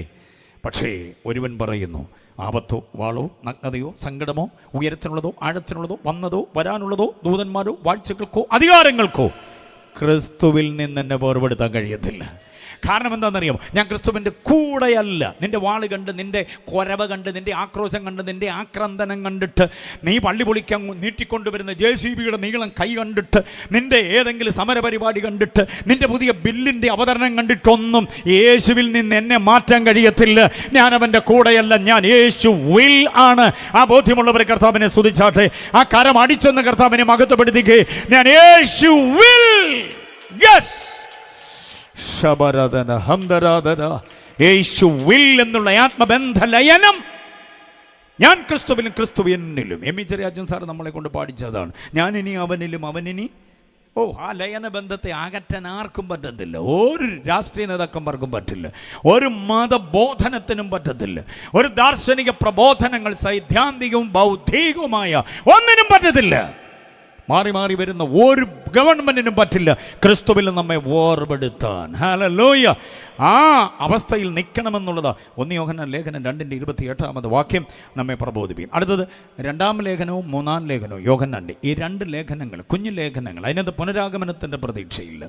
അടുത്ത പുസ്തകമാണ് യൂദായുടെ ലേഖനം. യൂദ 14-15 വാക്യം നോക്കിക്കേ. ഇതാ, ആദം മുതൽ 7-ാമനായ ഹാനോക്ക് പ്രവചിച്ച പ്രവചന സൂക്തത്തെ ഇവിടെ യൂദ എടുത്തുദ്ധരിക്കുന്നു. പത്രോസിനോ പൗലോസിനോ യാക്കോബിനോ യോഹന്നാനോ കിട്ടാത്ത ഇൻഫർമേഷൻ യൂദായ്ക്ക് കിട്ടുന്നു. ഏകാധ്യായ ലേഖനം എഴുതിയ യൂദായ്ക്ക് കിട്ടുകയാണ്.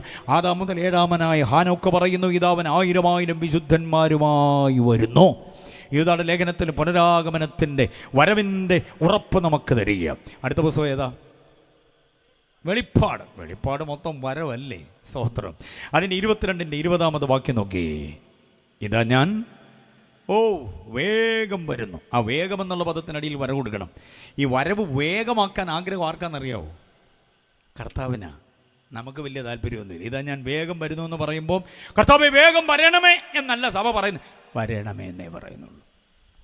എന്ന് പറഞ്ഞാൽ വേഗം വന്നില്ലെങ്കിലും കുഴപ്പമില്ല, വന്നാൽ മതി, കുറച്ചാളൂടെ ഞങ്ങൾ ഇവിടെയൊക്കെ ഇങ്ങനെ അഡ്ജസ്റ്റ് ചെയ്യട്ടെ എന്നൊക്കെ പറയാം. ആ വേഗം വരണമേ. ഇന്ന് സഭായം കഴിയുമ്പോഴും അതൊക്കെ തന്നെയാണല്ലോ. നാളെ ശ്രദ്ധിച്ചോണേ, സഭായം കഴിയുമ്പോൾ കർത്താവിൻ്റെ ദാസൻ ആശീർവാദം പറയുമ്പോൾ ആമേൻ കർത്താവായ യേശുവേ വേഗം വരണമെന്ന് കുറച്ച് പേരേ പറയത്തുള്ളൂ. ചിലർ വരണമെന്നേ പറയുള്ളൂ, ചിലർ മിണ്ടുന്നു പോലുമില്ല. കർത്താവ് ഇപ്പോഴെങ്ങും വന്ന് കുഴപ്പമുണ്ടാക്കില്ലേ, ചെറുക്കൻ അങ്ങോട്ട് പോയതേ ഉള്ളൂ, കാശൊക്കെ അയക്കാൻ തുടങ്ങിയതേ ഉള്ളൂ, പിന്നെ ആദായമൊക്കെ എടുത്ത് തുടങ്ങിയതേ ഉള്ളൂ. ഈ കൊറോണയൊക്കെ മാറിക്കഴിഞ്ഞുള്ള ആ ഒരു ഒരു ഒരു ഒരു പുനർനിർമ്മാണത്തിലേക്കൊക്കെ ഞങ്ങൾ വരുന്നതേ ഉള്ളൂ. അതുകൊണ്ട് ഇപ്പോഴെങ്ങും എന്തോ ചെയ്യരുത്, അങ്ങനെ താല്പര്യമുള്ളവരുണ്ട്. പക്ഷേ എൻ്റെ കർത്താവ് ഇന്ന് തന്നെ വരണമെന്ന് ആഗ്രഹിക്കുന്നവരുണ്ട്. അപ്പോൾ വേഗം ഞാൻ വരുന്നു എന്ന് കർത്താവ് പറയുന്ന വാക്യമാണ് 22-20. അപ്പോൾ ചുരുക്കി പറഞ്ഞാൽ പുതിയ നിയമത്തിലെ 3 പുസ്തകങ്ങൾ ഒഴികെ ബാക്കി എല്ലാറ്റിലും വരവൊരു വിശേഷമായ വിഷയമാണ്. ഇത് ഉറപ്പായി വിശ്വസിക്കുന്നവർ കർത്താവിനെ സ്തുതിച്ചാട്ടെ. ഓക്കെ, അടുത്ത 2-ാമത്തെ കുറിപ്പിലേക്ക് ഞാൻ. അപ്പോൾ വരവ്, കർത്താവ് വരുമെന്നുള്ളത് ഉറപ്പായവർ എത്ര പേരുണ്ട് ഇന്ന് രാത്രിയിൽ? ഈ വാക്യങ്ങളുടെ അകമ്പടിയോടുകൂടെ കർത്താവ് വരുമെന്ന് ഉറപ്പിക്കാം. അടുത്തത്, വരാൻ പോകുന്നവൻ്റെ മഹത്വം എന്താണെന്നാണ് പറയാൻ പോവുക. വരാൻ പോകുന്നവൻ്റെ മഹത്വം, വരവ് നിർവഹിക്കാൻ പോകുന്ന നമ്മുടെ കർത്താവാണ്. ഈ കർത്താവിന് മഹത്വം, 2 മഹത്വമുണ്ട്. ആ 2 മഹത്വം പഠിച്ചോണം. ഒന്ന് മനുഷ്യത്വത്തിൻ്റെ മഹത്വം, 2 ദൈവത്വത്തിൻ്റെ മഹത്വം. ക്രിസ്തുവുമായിട്ട് ആത്മബന്ധം സ്ഥാപിക്കുന്നവർ അറിഞ്ഞിരിക്കേണ്ട 2 പ്രധാന കാര്യങ്ങളാണ്. ക്രിസ്തുവിൻ്റെ മഹത്വം, ഒന്ന് മനുഷ്യത്വത്തിൻ്റെ മഹത്വം, 2 ദൈവത്വത്തിൻ്റെ മഹത്വം. വരാനുള്ളവൻ സാധാരണക്കാരനല്ല, മനുഷ്യത്വത്തിൽ മഹത്വമുള്ളവനാണ്. ഉറക്കെ പറയണം, നീട്ടിപ്പരത്തി പറയണം ആ ചിന്തകൾ. കേട്ടോണേ, ഇന്ന് രാത്രി മനുഷ്യത്വത്തിൻ്റെ മഹത്വത്തെ ഞാൻ പറയാം. ഇന്ത്യയുടെ എല്ലാ ഇടങ്ങളിലും, ലോകത്തിൻ്റെ സകല ഇടങ്ങളിലും, സകല നാൽക്കവലകളിലും, ഇടവഴിയിലും പെരുവഴിയിലും മുക്കവലകളിലും നിന്ന് പറയാൻ അവസരം കിട്ടിയാൽ ഞങ്ങൾ ഉറക്കെ പാടുന്നതും പറയുന്നതും യേശുവിൻ്റെ മനുഷ്യത്വത്തിൻ്റെ മഹത്വമാണ്. മഹത്വത്തെ 2ആയി തിരിക്കുക. ഒന്ന് മനുഷ്യത്വത്തിൻ്റെ മഹത്വം, 2 ദൈവത്വത്തിൻ്റെ മഹത്വം. അങ്ങനെ തന്നെ ഓർത്തിരുന്നോണം. മനുഷ്യത്വത്തിൻ്റെ മഹത്വത്തിന് ഞാൻ ചില വാക്യങ്ങൾ അങ്ങോട്ട് തരാം, കുറിച്ചോണം. ഒരിക്കലും അത് നെഞ്ചകത്തിൽ നിന്ന് നഷ്ടപ്പെട്ടു പോകരുത്. ഓർമ്മമണ്ഡലത്തിൽ തിളക്കമായി സൂക്ഷിക്കണം. ആരെയും നാം സേവിക്കുക, ആരെയും നാം ആരാധിക്കുക, ആരെയും നാം ആശ്രയിക്കുക, ആരെയും നാം അറിയുന്നത്, ആരാണ് നമ്മുടെ ജീവിതത്തിൻ്റെ സഖി, ആരാണ് നമുക്കൊപ്പമുള്ളത് ഈ ജീവിത വഴിത്താരയിൽ. യേശുവിനെ നാം വെറുതെ അറിഞ്ഞപ്പോര്, ഒരു മതഗുരുവായി, ഒരു നേതാവായി മാത്രം അറിഞ്ഞപ്പോര്, യേശുവിൻ്റെ മനുഷ്യത്വത്തിൻ്റെ ആ ഔന്നത്യം പോരാ, യേശുവിൻ്റെ മനുഷ്യത്വത്തിൻ്റെ ഉത്തുംഗ പ്രതാപം എന്താണെന്ന് നമ്മൾ അറിയണം. ഞാൻ വാക്യം പറയുന്നത് ശ്രദ്ധിച്ച് കേട്ടോണം. വായിക്കാൻ മിടുമിടുക്കുകളും മിടുമിടുക്കന്മാരും ഇവിടെ ഉണ്ടെന്ന് എനിക്കറിയാം. പിന്നെ നാൽക്കവലയല്ലേ, പൂയപ്പള്ളിയല്ലേ, ഒത്തിരി പേരുണ്ട്. മിടുമിടുക്കുള്ളവർ. പക്ഷേ ഞാൻ ഈ വാക്യങ്ങളൊന്നും വായിപ്പിക്കാതെ മുമ്പോട്ട് പോകുന്നത് സമയം ലാഭിക്കാൻ വേണ്ടിയാണ്. അപ്പം ഞാനിതങ്ങ് പറഞ്ഞു വിടുന്നത് നിങ്ങൾ കുറിച്ചോണം. യേശുവിൻ്റെ മനുഷ്യത്വത്തിൻ്റെ മഹത്വത്തിൽ ഏറ്റവും ശ്രേഷ്ഠമായത് വേറെ ആർക്കും പറയാനില്ലാത്ത, ആദം മുതൽ ഇന്ന് വരെ ഭൂമിയിൽ ജനിച്ച ഒരൊറ്റ മനുഷ്യനും പറയാനില്ലാത്ത ഒരു മഹത്വം യേശുവിനുണ്ട്. അതെന്താണെന്നറിയാമോ? 1 യോഹന്നാന്റെ ലേഖനം 3:5 വാക്യമാണ്. 1 യോഹന്നാൻ 3:5, അവനിൽ പാപം ഇല്ല. ഓ, ആ വാക്യത്തിന് ഇത്രയും വലിയ മൗനം നാൽക്കവലയിലേ ഉള്ളൂ. വേറെ കേരളത്തിൽ എവിടെല്ലാം ഞാൻ ആ വാക്യം പറഞ്ഞിട്ടുണ്ടോ ശക്തമായ ഹല്ലേലൂയ പറഞ്ഞിട്ടുണ്ട്. ഈ വാക്യം ഞാനിവിടെ പറഞ്ഞിട്ട് ഇത്രയും ജനം ഇവിടെ മിണ്ടാതിരുന്ന് കളഞ്ഞു, ഒരു സ്വോത്രം പോലും ആരും പറഞ്ഞില്ലെന്ന് ഞാൻ വേറെ എങ്ങും പോയി പറയാതിരിക്കാൻ നിങ്ങൾ പ്രാർത്ഥിച്ചോണം. ഞാൻ അങ്ങനെ പോയി പറഞ്ഞ ആ നാൽക്കവലക്കാരെ ഒന്ന് കാണണമല്ലോ എന്നും പറഞ്ഞ ആളുകൾ ഇവിടെ വണ്ടി വിളിച്ച് വരും നിങ്ങളെ കാണാൻ. ആ വാക്യത്തിൻ്റെ ആധികാരികത കേട്ടോ? 1 യോഹന്നാൻ 3:5, അവനിൽ എന്തോ ഇല്ലെന്ന്? പാപമില്ല. ആ വാക്യത്തിൻ്റെ ആധികാരികത കേൾക്കണം. ആ വാക്യം തുടങ്ങുന്നത് ഇങ്ങനെ: പാപങ്ങളെ നീക്കേണ്ടതിന് അവൻ വന്നു. പാപത്തെ നീക്കാൻ വന്നവൻ്റെ പ്രത്യേകത അവനിൽ പാപമില്ലെന്നുള്ളതാണ്. അതുകൊണ്ട് യേശുവിന് മാത്രമേ പാപപരിഹാരം വരുത്താൻ കഴിയൂ. ഇതാണ് ഞങ്ങളുടെ സുവിശേഷം. ഉറക്കെ പ്രഖ്യാപനം ചെയ്യുന്ന സുവിശേഷം ഇത്. ഞങ്ങളുടെ പാട്ടുകളുടെ വരികൾ ശ്രദ്ധിച്ചോ? കുഞ്ഞുമോളടക്കം പാടിയത് കേട്ടോ? എൻ്റെ ഹൃദയം നിന്നില, എൻ്റെ മനസ്സ് നിന്നില, ക്രിസ്തുവേ അങ്ങയിലാണ് എല്ലാം എന്നൊക്കെ പറഞ്ഞ് പാടാനുള്ള അഭിനിവേശം എന്താണെന്നറിയാമോ? പാപത്തിൻ്റെ പരിഹാരകൻ നിഷ്പാപിയാണ്. പാപമില്ലാത്തവന് മാത്രമേ പാപപരിഹാരം വരുത്താൻ കഴിയുള്ളൂ. അതാണ് സുവിശേഷം പ്രസംഗിക്കാൻ ഞങ്ങൾ കാണിക്കുന്ന ഈ ഒരുമാതിരി തണ്ടേടം. അല്ലാതെ സായിപ്പ് കാശ് തരുന്നൊന്നുമല്ല. സായിപ്പിനിപ്പോൾ കാശ് ഞങ്ങൾ അങ്ങോട്ട് കൊടുക്കുക. മനസ്സിലായില്ലേ? സായിപ്പിൻ്റെ കാശും വേറെ എന്തെങ്കിലുമൊക്കെ ആനുകൂല്യമൊന്നുമല്ല. സുവിശേഷം പ്രസംഗിക്കാൻ ഞങ്ങൾ കാണിക്കുന്ന ഈ നെഞ്ചുറപ്പ് യേശു പാപമില്ലാത്തവനായതുകൊണ്ട്. അങ്ങനെ വേറൊരുവനുണ്ടെങ്കിൽ പറ, അങ്ങനെ ഒരാളില്ലെന്ന ചരിത്രം ഇന്ന് വരെ തെളിയിച്ചുള്ളത്. പാപിയായി ജനിച്ചവര്, പാപത്തിൽ അകമഴിഞ്ഞ് ജീവിച്ചവരും, പാപത്തിൻ്റെ കുറ്റിരുട്ടിൽ തപ്പിത്തടഞ്ഞവരും, അന്ധവിശ്വാസം, അനാചാരം, അബദ്ധജടിലമായ ഉപദേശ സംഹിതകളിൽ ആയിപ്പോയവരാ മുഴുവൻ ആളുകളും. പക്ഷെ പാപമില്ലാത്ത ഒരുവന് ഇന്ന് രാത്രി ഞങ്ങളിവിടെ ഉയർത്തുന്നു. അവൻ്റെ പേരാ ക്രിസ്തുയേശു. അടുത്ത വാക്യം കേൾക്കണോ? 1 യോഹന്നാൻ 3:5 മറക്കല്ലേ. ക്രിസ്ത്യാനിത്വത്തിൻ്റെ മകൾവേദ സത്യമാണ്. എന്തുകൊണ്ട് ക്രിസ്തുവിൻ്റെ പുറകെ ഇത്ര വാളും വടിയും ഉണ്ടായിട്ടും, ഇത്ര ആക്രോശങ്ങളും ആക്രന്ദനങ്ങളും ഉണ്ടായിട്ടും, ഇത്ര മതങ്ങളുടെ ഗർജനങ്ങളും ഒക്കെ ഉണ്ടായിട്ടും യേശു യേശു യേശു എന്ന് പറഞ്ഞ് പിന്നാലെ കൂടുന്നതിൻ്റെ കാരണം എന്താ? പ്രചോദനത്തിൻ്റെ കാരണം എന്താന്ന് ചോദിച്ചാൽ പറയണം. 1 യോഹന്നാൻ 3:5, എൻ്റെ യേശു പാപമില്ലാത്തവനാ. അടുത്തൊരു വാക്യം തരാം. 1 പത്രോസ് 2:22 വാക്യം. 1 പത്രോസ് 2:22 എന്താ പറഞ്ഞിരിക്കുന്ന അറിയാമോ? അവൻ പാപമൊന്നും ചെയ്തിട്ടില്ല. സോദരം, യേശു പാപം ചെയ്തിട്ടുള്ളവരാ എല്ലാവരും. പക്ഷെ കർത്താവിനെ കുറിച്ച് പറയുന്നു, അവൻ എന്ത് ചെയ്തിട്ടില്ല? 33 വർഷം ഈ പാർത്തലത്തിൽ ജീവിച്ചു. നല്ല ആരോഗ്യമുള്ള ചെറുപ്പക്കാരുടെ കൂടെ, നല്ല കുഞ്ഞുങ്ങളുടെ കൂടെ, നല്ല സുന്ദരിമാരായ സ്ത്രീകളോടൊപ്പം ജീവിച്ചു യേശു. പൊതുജനങ്ങളോടൊപ്പം മുട്ടിത്തട്ടി ഒരുമി ഉരഞ്ഞ് നടന്നു യേശു. ബേത്സയിദയിലും ബദ്ഫാഗയിലും ബഥാന്യയിലും ഖാനാവിലും, ആലയത്തിൻ്റെ തിരുമുറ്റത്ത് കഫർനഹൂമിലും, നസറേത്തിൻ്റെ തെരുവീതികളിലും, യെരൂശലേം പട്ടണത്തിൻ്റെ എല്ലാ ഇടങ്ങളിലും പദയാത്ര ചെയ്തു, മൈലുകൾ താണ്ടി യാത്ര ചെയ്തു യേശു. പക്ഷേ പാപം ചെയ്തില്ല. അതാ യേശുവിൻ്റെ മഹത്വം. സ്തോത്രം. അവസരം അനുകൂലമായി ഒത്തുകിട്ടുമ്പോൾ പാപത്തിലേക്ക് മൂക്കുകുത്തിപ്പോകുന്ന ആത്മീയർ എത്ര പേരുണ്ടെന്നറിയാമോ? വാട്സപ്പ്, യൂട്യൂബ്, ഫേസ്ബുക്ക്, ട്വിറ്ററും ഇൻസ്റ്റഗ്രാമും പാപത്തിൻ്റെ അക്ഷരക്കൂട്ടുകളായി മാറുന്ന എത്ര പേരുണ്ടെന്നറിയാമോ? അവസരം അനുകൂലമായി ഒത്തുകിട്ടിയാൽ പകർത്തിവിടുന്ന ചിത്രങ്ങളിൽ പോലും പാപത്തിൻ്റെ ദംശനമുണ്ടെന്ന്. പക്ഷെ ഒരുവനിവിടെ 33 വർഷം ജീവിച്ചു പാപം ചെയ്യാതെ. എത്ര പേർക്ക് മഹത്വത്തോടെ ആ മഹത്വത്തെ ഓർത്ത് സ്തോത്രം ചെയ്യാൻ പറ്റും? യേശു പാപമില്ലാത്തവനാ. അപ്പം തന്നെ പാപം ചെയ്തിട്ടില്ലാത്തവനാ. ആ 22 താഴോട്ട് വായിക്കുമ്പോൾ അവൻ്റെ വായിൽ വഞ്ചനയൊന്നും ഇല്ലായിരുന്നു എന്ന് കാണുന്നുണ്ട്. ആ വാക്യം മറക്കരുത്. 2:22 വാക്യം. മൂന്നാമതൊരു വാക്യം ഞാൻ തരട്ടെ. മൂന്നാമത്തെ വാക്യം 2 കൊരിന്ത്യർ ലേഖനം 5:21. 2 കൊരിന്ത്യർ 5:21 പറയുന്നത് എന്താണെന്നറിയാമോ? അവൻ പാപമൊന്നും അറിഞ്ഞില്ല. യേശു പാപം എന്ത് ചെയ്തിട്ടില്ല? അറിഞ്ഞിട്ടില്ല. ആ വാക്യത്തിൻ്റെ ആധികാരികത മനസ്സിലാക്കണം. എന്നെ തൊട്ട് താഴെ വായിക്കുന്നു, അവനെ നാം ദൈവത്തിൻ്റെ നീതിയാകേണ്ടതിന് നമുക്ക് വേണ്ടി അവനെ എന്തോ ആക്കി? പാപമാക്കി. ഗത്സമനിയുടെ പച്ചമണ്ണിൽ വീണ് കിടന്നതും പിടിച്ചെഴുന്നേപ്പിച്ച് അറസ്റ്റ് ചെയ്ത് നടത്തിക്കൊണ്ടുപോയതും, വിസ്താര മണ്ഡപങ്ങൾ വഴി വിസ്താരം നടത്തിയതും, പുറമടി ചുഴവുചാല് പോലെ കീറിയതും, തല തല്ലി പൊളിച്ചതും, മുഖത്തേക്ക് കാർക്കിച്ച് തുപ്പിയതും മുഖത്ത് തല്ലിയതും പാപിയായതുകൊണ്ടല്ല, നമ്മുടെ പാപം അവൻ്റെ മേൽ ഏൽപ്പിച്ചതുകൊണ്ടാണ്. ഇതോർക്കണം നാം. നമ്മുടെ ധാർഷ്ട്യവും ധിക്കാരവും അഹന്തയും അഹങ്കാരവും ആമ്പട ഞാനെന്നുള്ള പരുവത്തിലുള്ള നമ്മുടെ ഇടപാടുമൊക്കെ അവസാനിപ്പിക്കണമെങ്കിൽ യേശു പാപി അല്ലെങ്കിലും നമുക്ക് വേണ്ടി അനുഭവിച്ച വ്യഥകളെ ഓർക്കണം. നൽക്കവലയോട് ഞാനൊരു ചോദ്യം ചോദിച്ചോട്ടെ. മുഖത്ത് തുപ്പിയിട്ടാണോ അടിച്ചത്, അടിച്ചിട്ടാണോ തുപ്പിയത്? യേശുവിൻ്റെ മുഖത്ത് തുപ്പിയിട്ട് അവരടിച്ചോ, അടിച്ചിട്ട് തുപ്പിയോ? തുപ്പിയിട്ട് അടിച്ചു. അടിക്കുന്നവൻ്റെ കയ്യെ പറ്റത്തില്ല. എന്നേരം ഒരാളല്ല തുപ്പിയത്, ഒത്തിരി പേരാ തുപ്പിയത്. വെറുതെ ഉമിനീര് കൊണ്ട് തുപ്പുമായിരുന്നില്ല, കാട്ടക്കഫം അകത്തു നിന്നെടുത്തിട്ട് വെറുപ്പിൻ്റെ തുപ്പലല്ലേ അങ്ങനെ തുപ്പിയത്. അങ്ങനെയാണെങ്കിൽ അങ്ങനെ തുപ്പിയിട്ട് ആരെങ്കിലും പിന്നെ അടിക്കുമോ? അപ്പോൾ അടിക്കാനുള്ളവരുടെ എല്ലാം അടി കഴിഞ്ഞിട്ടായിരിക്കും എന്തോ ഇത്. അങ്ങനെ ചിന്തിക്കണ്ട. മത്തായി 26:67 വാക്യത്തിൽ മത്തായി പറയുന്നു, അവൻ്റെ മുഖത്ത് തുപ്പി, മുഖത്തടിച്ചു. തുപ്പിയിട്ടടിച്ചു എന്നാണ് മത്തായി പറയുക. അപ്പോൾ നമ്മൾ ചിന്തിക്കും, അയ്യോ അടിച്ചവരുടെ എല്ലാം കയ്യെ പറ്റുമല്ലോ, വല്ലവൻ്റെ തുപ്പൽ കയ്യെ പറ്റാൻ ആരാ തുനിയുന്നേ?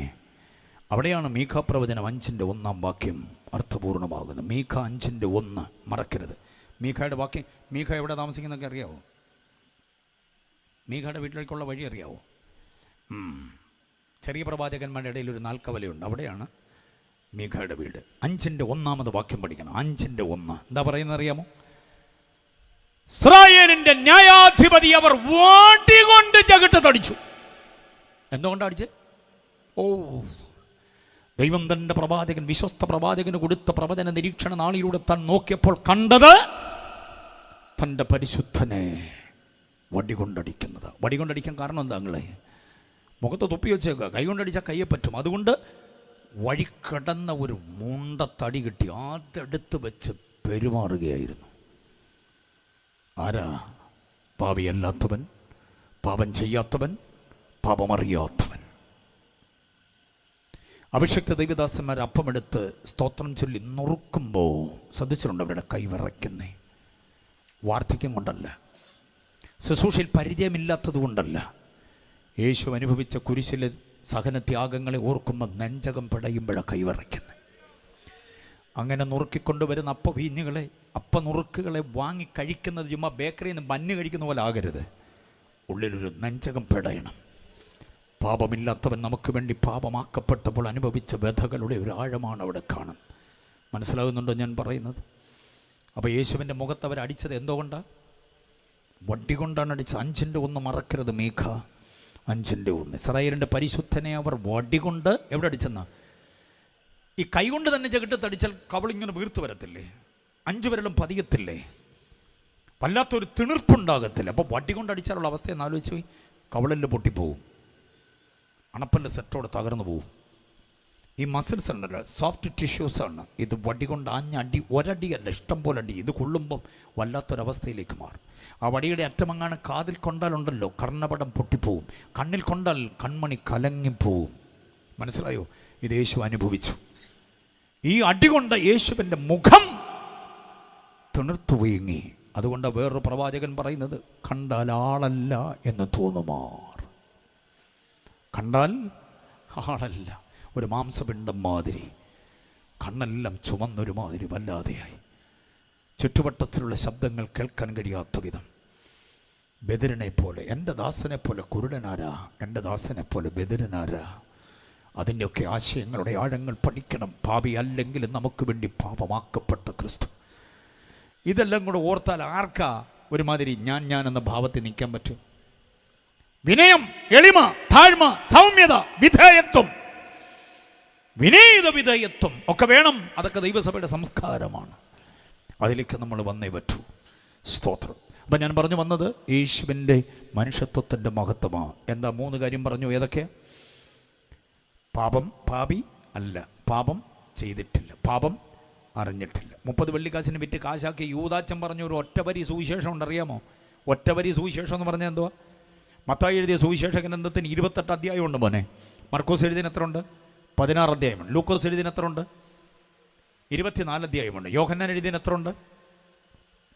21. അങ്ങനെ ചോദ്യം പ്രതീക്ഷിച്ചില്ലല്ലേ? ആ, സ്വത്രം. പുസ്തകങ്ങൾക്ക് എത്ര അധ്യായം ഉണ്ടെന്നും കൂടെ പഠിക്കണം. നമ്മൾ പഠിച്ചില്ല പിന്നെ ഇത് ആര് പഠിക്കാനാ? പാപ്പച്ചനും കറിയാച്ചനും അന്നമ്മയും ചിന്നമ്മയും ജോശാമ്മയും മേഴ്സിയും ഷൈനിയും പഠിച്ചില്ലെങ്കിൽ ഗോപിയും ശശിയും രമണിയും പഠിക്കുമോ? ഇത് നമ്മളല്ലേ ചുമന്നു നടക്കുന്നത്. ലൈല ബീബിയും ലത്തീഫും അബ്ദുൾ റഹ്മാനും റസാഖും ഒക്കെ അപ്പുറത്തുണ്ട്. അവർക്കിത് വേണ്ട. പാപ്പച്ചനും അറിയത്തില്ല, അന്നമ്മയ്ക്കും അറിയത്തില്ല, ചിന്നമ്മയ്ക്കും അറിയത്തില്ല. ആകപ്പാടെ അറിയാവുന്ന 400 കന്യഭാഷ മാത്രം. വേദപുസ്തകം ഓരോ പുസ്തകത്തിൽ എത്ര അധ്യായം ഉണ്ടെന്ന് പഠിച്ചോണം. മത്തായി 28 അധ്യായം, മർക്കോസ് 16 അധ്യായം, ലൂക്കോസ് 21 അധ്യായം, 24 അധ്യായം, യോഹന്നാൻ 21 അധ്യായം കുറിച്ചു വെച്ചിട്ടുണ്ട്. യൂദ ഒറ്റ വരി സുവിശേഷം പറയുന്നു. ഒറ്റ വരിയേ ഉള്ളൂ. ആ ഒരു വരി എന്താണെന്നറിയാമോ? ഒറ്റ വരി സുവിശേഷം. അതാണ് മത്തായി 27 4 വാക്യം. ഞാൻ കുറ്റമില്ലാത്ത രക്തത്തെ കാണിച്ചു കൊടുത്തു. അത് മതിയില്ല യേശു ആരാണെന്ന് പറയാൻ. യൂദായോട് എനിക്ക് പ്രത്യേക പ്രണയമൊന്നുമില്ല. പക്ഷേ ആ ഒറ്റ വരി സുവിശേഷത്തെ ഞാൻ ആദരിക്കുന്നു. ഞാൻ ആരെ കാണിച്ചു കൊടുത്തെന്ന? കുറ്റമില്ലാത്ത രക്തത്തെ കാണിച്ചു കൊടുത്തു. ഇനി ഒരു ഒറ്റ വരി സുവിശേഷമുണ്ട്, 27 അധ്യായം. യേശു ആരാണ്? യേശുവിൻ്റെ മനുഷ്യത്വത്തിൻ്റെ മഹത്വം അറിയാൻ പീലാത്തോസിൻ്റെ ഭാര്യ. പീലാത്തോസിന് ബോധമില്ല, ഭാര്യയ്ക്ക് ഭയങ്കര ബോധമാണ്. അതുകൊണ്ടാണ് 27 19 വാക്യം. ഒന്നിൽ അച്ഛന് ബോധം വേണം, അല്ലെ അമ്മാമയ്ക്ക് ബോധം വേണം. രണ്ടുപേർക്കൂടെ ബോധമില്ലാതായാലുള്ള അവസ്ഥയെന്ന് ആലോചിച്ച് നോക്കി. മനസ്സിലായോ? രണ്ടുപേർക്കും ബോധം ഇല്ലാതാകരുത്, രണ്ടുപേർക്കും ബോധം ഉണ്ടാകുകയും ചെയ്യരുത്. ഈ ബോധം കൂടെ കൂട്ടിമുട്ടിയാൽ ഭയങ്കര കുഴപ്പമാകും. ബോധമില്ലായ്മയും ബോധമില്ലായ്മയും കൂടെ കൂട്ടിമുട്ടിയാലും ഭയങ്കര പ്രശ്നമാകും. അതുകൊണ്ട് ഒരാൾക്ക് എന്തോ വേണം. ഇപ്പം നിങ്ങൾ ചിന്തിക്കുന്നത് എന്തോന്ന് എനിക്കറിയാം. എനിക്കാണോ ബോധം അതോ അച്ചായനാണോ എന്നുള്ളതാണ്. അത് വീട്ടിൽ ചെന്ന് തീരുമാനിച്ചൊരു ഒരു കാര്യത്തിലെത്തിയാൽ മതി. ഞാൻ പറഞ്ഞ വസ്തുത മനസ്സിലാകണം. പീലാത്തോസിന് എന്തോ ഇല്ല, ബോധമില്ല. പീലാത്തോസിൻ്റെ ഭാര്യയ്ക്ക് എന്തോ ഉണ്ട്, ബോധമുണ്ട്. അതാണ് 19 വാക്യം. ആ നീതിമാന്റെ രക്തത്തിൽ നിങ്ങൾ എന്തോ ചെയ്യരുത്. അപ്പോൾ യേശു ആരാന്നാ അവൾ പറയുന്നത്? ഓ, എന്നെ സാക്ഷ്യമാണെന്ന് നോക്കി. ഈ ബോധം ആർക്ക് കിട്ടിയില്ല? ഇയ്യോബിന് ഭയങ്കര ബോധം. ഇയ്യോബിൻ്റെ ഭാര്യയ്ക്ക് എന്തോ ഇല്ല. അതുകൊണ്ട് അയ്യോ പറയാം, നീ ഒരു പൊട്ടി സംസാരിക്കുന്നത് പോലെ. നാബാലിന് ബോധമില്ല. നാബാലിൻ്റെ ഭാര്യ അബീഗലിന് എന്തോ ഉണ്ട്, ബോധമുണ്ട്. അങ്ങനെ കുറേ പേരുണ്ട് വേദോസം. നിങ്ങൾ പിന്നെ ബാക്കി തിരഞ്ഞെടുത്താൽ മതി. ഓക്കെ, വേദോസം കാണിച്ചു തരുന്ന ദാമ്പത്യ ബന്ധത്തിനകത്ത് ഒരാൾക്ക് ബോധമുണ്ട്, ഒരാൾക്ക് എന്തോ ഇല്ല, ബോധം ഇല്ല. അതാണ് എൻ്റെ സംഗതി. ഓക്കെ, പോട്ടെ. അപ്പോൾ ഇവിടെ പീലാത്തോസിൻ്റെ ഭാര്യ പറയുന്ന ഒരു ഒറ്റ വരി സുവിശേഷം ഗംഭീരമാണ്. ആ നീതിമാന്റെ രക്തത്തിൽ 27 54 വാക്യം നോക്കിക്കേ. അവിടെ പറയുന്നത് ഇങ്ങനെയാ, ഇവൻ സാക്ഷാൽ ദൈവപുത്രനായിരുന്നു. ആരുടെ സാക്ഷ്യം അത്? ഒറ്റവരി സുവിശേഷം, ശതാധിപൻ്റെ ഒറ്റവരി സുവിശേഷം. അപ്പം 3 6 വാക്യങ്ങൾ ഞാൻ തന്നില്ലേ?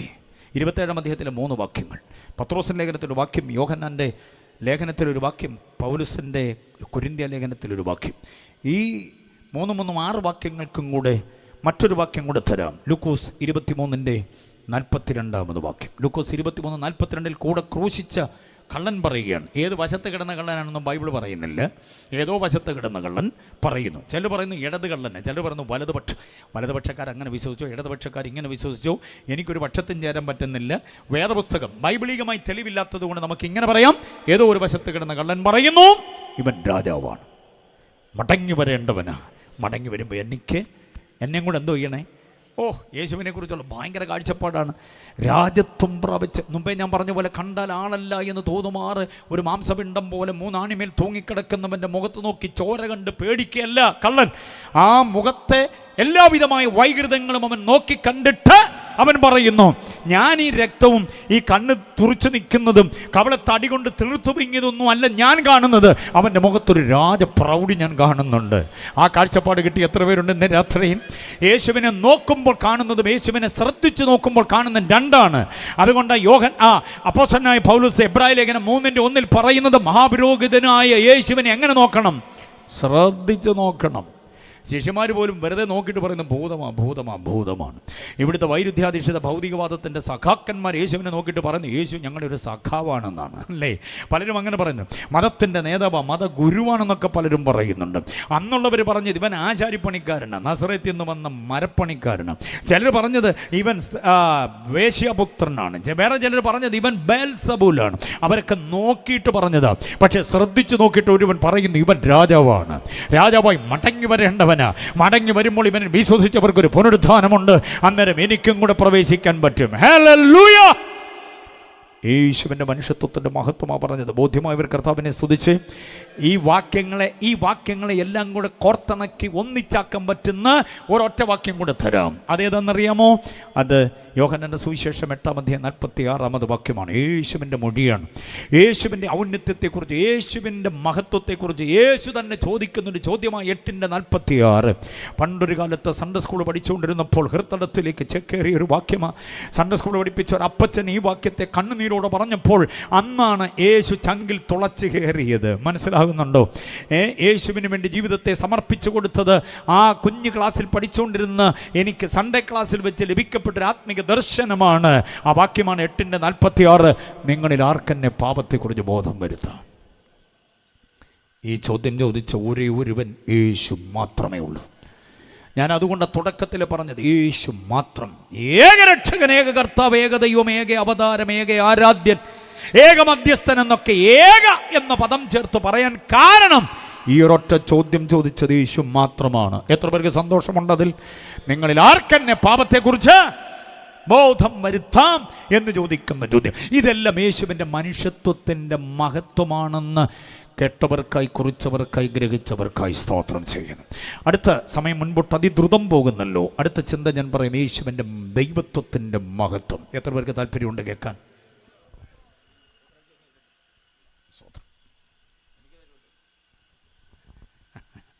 അല്ലടയ്ക്ക് സ്വോത്രാഴ്ച കൊണ്ടുവന്ന് ചോദിച്ചതാണ്. സ്വോത്രാഴ്ച കൊണ്ടുവന്നിട്ടുണ്ടെങ്കിൽ അതിരുന്നിങ്ങനെ വല്ലാതെ വിഷമിക്കുന്നുണ്ടോ എന്ന് അറിയണമല്ലോ. ഓക്കെ, യേശുവിൻ്റെ ദൈവത്വത്തിൻ്റെ മഹത്വം ഗംഭീര പഠനമാണ്. ദൈവത്വത്തിൻ്റെ മഹത്വം. എത്ര പേർക്ക് താല്പര്യമുണ്ടത് കേൾക്കാൻ? യേശു ദൈവമാണെന്ന് വിശ്വസിക്കുന്ന എത്ര പേരുണ്ട്? യേശു ദൈവമല്ലായിരുന്നെങ്കിൽ യേശുവിനെ പാടാനും പ്രസംഗിക്കാനും ഞങ്ങളാരും ഇറങ്ങുമായിരുന്നില്ല. പാടിയ യുവചേതനകളെ കണ്ടോ? ഈ കുരുന്നടക്കം ഇവിടെ പാടിയത് യേശുവിനെയാ. അബദ്ധം പറ്റിയതുകൊണ്ടല്ല, ഒരു മതത്തിൻ്റെ വക്താക്കളായി നിന്നുകൊണ്ട് വെറുതെ പുലമ്പുന്നതല്ല. യേശു ഹൃദയത്തിൽ അനുഭവിച്ചത് കൊണ്ടാണ്. അത് യേശുവിൻ്റെ മനുഷ്യത്വം മാത്രമല്ല, യേശുവിൻ്റെ ദൈവത്വത്തെക്കുറിച്ചുള്ള വെളിപ്പാടാ. മനസ്സിലാക്കിക്കൊള്ളണം. അത് യേശുവിൻ്റെ ദൈവത്വത്തെക്കുറിച്ച് പറയാം. വാക്യങ്ങൾ മറന്നു പോകരുത്. പ്രാർത്ഥിക്കുമ്പോഴൊക്കെ ഈ വാക്യങ്ങൾ ഉച്ചൈസ്തരം പറയണം. പ്രതിയോഗിയായവൻ കേൾക്കണം അടുത്ത് നിന്ന്. യേശുവിനെക്കുറിച്ചുള്ള ശക്തമായ ദൈവത്വ വിചാരങ്ങൾ അകത്ത് കയറിയ ഒരു വിശ്വാസിയാണ് പണി ഇവിടെ നടക്കത്തില്ലെന്ന് പിശാചിന് മനസ്സിലാവും. നമ്മുടെ വാക്യവും നമ്മുടെ പ്രാർത്ഥന, നമ്മുടെ സാക്ഷ്യം എല്ലാം ഒരുമാതിരി പരാധീനതയുടെ പഞ്ഞം പറച്ചിലിൻ്റെ ആയതുകൊണ്ടാണ് പിശാചി പിന്നെയും കയറി തോണ്ടുന്നത്. അറിയാവോ? കഴിഞ്ഞ ആഴ്ച മുതൽ വെട്ടി വിളിച്ച് കരയുക, മൂക്കളം ചീറ്റി സാക്ഷ്യത്തിന് എഴുന്നേറ്റ് നിൽക്കുക. കഴിഞ്ഞ ആഴ്ച മുതൽ ഒരാഴ്ചത്തെ സാക്ഷ്യം പറയാൻ എഴുന്നേപ്പിച്ചിരുന്നു. ഇപ്പോൾ എത്ര ആഴ്ചയായി? 3 ആഴ്ചയായി. കഴിഞ്ഞ ആഴ്ച മുതൽ എങ്ങനടിയും ബഹളവും കരച്ചിലുമാണ്. അപ്പോൾ ഏതാണ്ട് വലിയ കാര്യം പറയാനാണെന്ന് പറഞ്ഞ് നമ്മളിങ്ങനെ ശ്രദ്ധിച്ചുകൊണ്ടിരിക്കുമ്പോൾ പറയുന്ന കാര്യം, അവൻ എന്നെ എടുത്തിട്ട് കുടഞ്ഞു, അവൻ്റെ നാമം വാഴ്ത്തപ്പെടുമാറാകട്ടെ. ആര് കുടഞ്ഞു? പിശാചേ, സാത്താൻ. ദേശത്തെ അന്ധകാര ശക്തി എന്നെ എടുത്തിട്ട് കുടഞ്ഞു. അതിൻ്റെ കൂട്ടത്തിൽ ചേർത്ത് പറയുന്ന വാക്യം അവൻ്റെ നാമം വാഴ്ത്തപ്പെടുമാറാകട്ടെ. ആരുടെ നാമം? ഭാഷയിൽ ഒരു ഗുണമില്ലാത്ത ആകപ്പാടെ ചതച്ച് വാരി മലയാള ഭാഷയെ കൊല വിളിക്കുന്ന ഒരുമാതിരി സാക്ഷ്യം.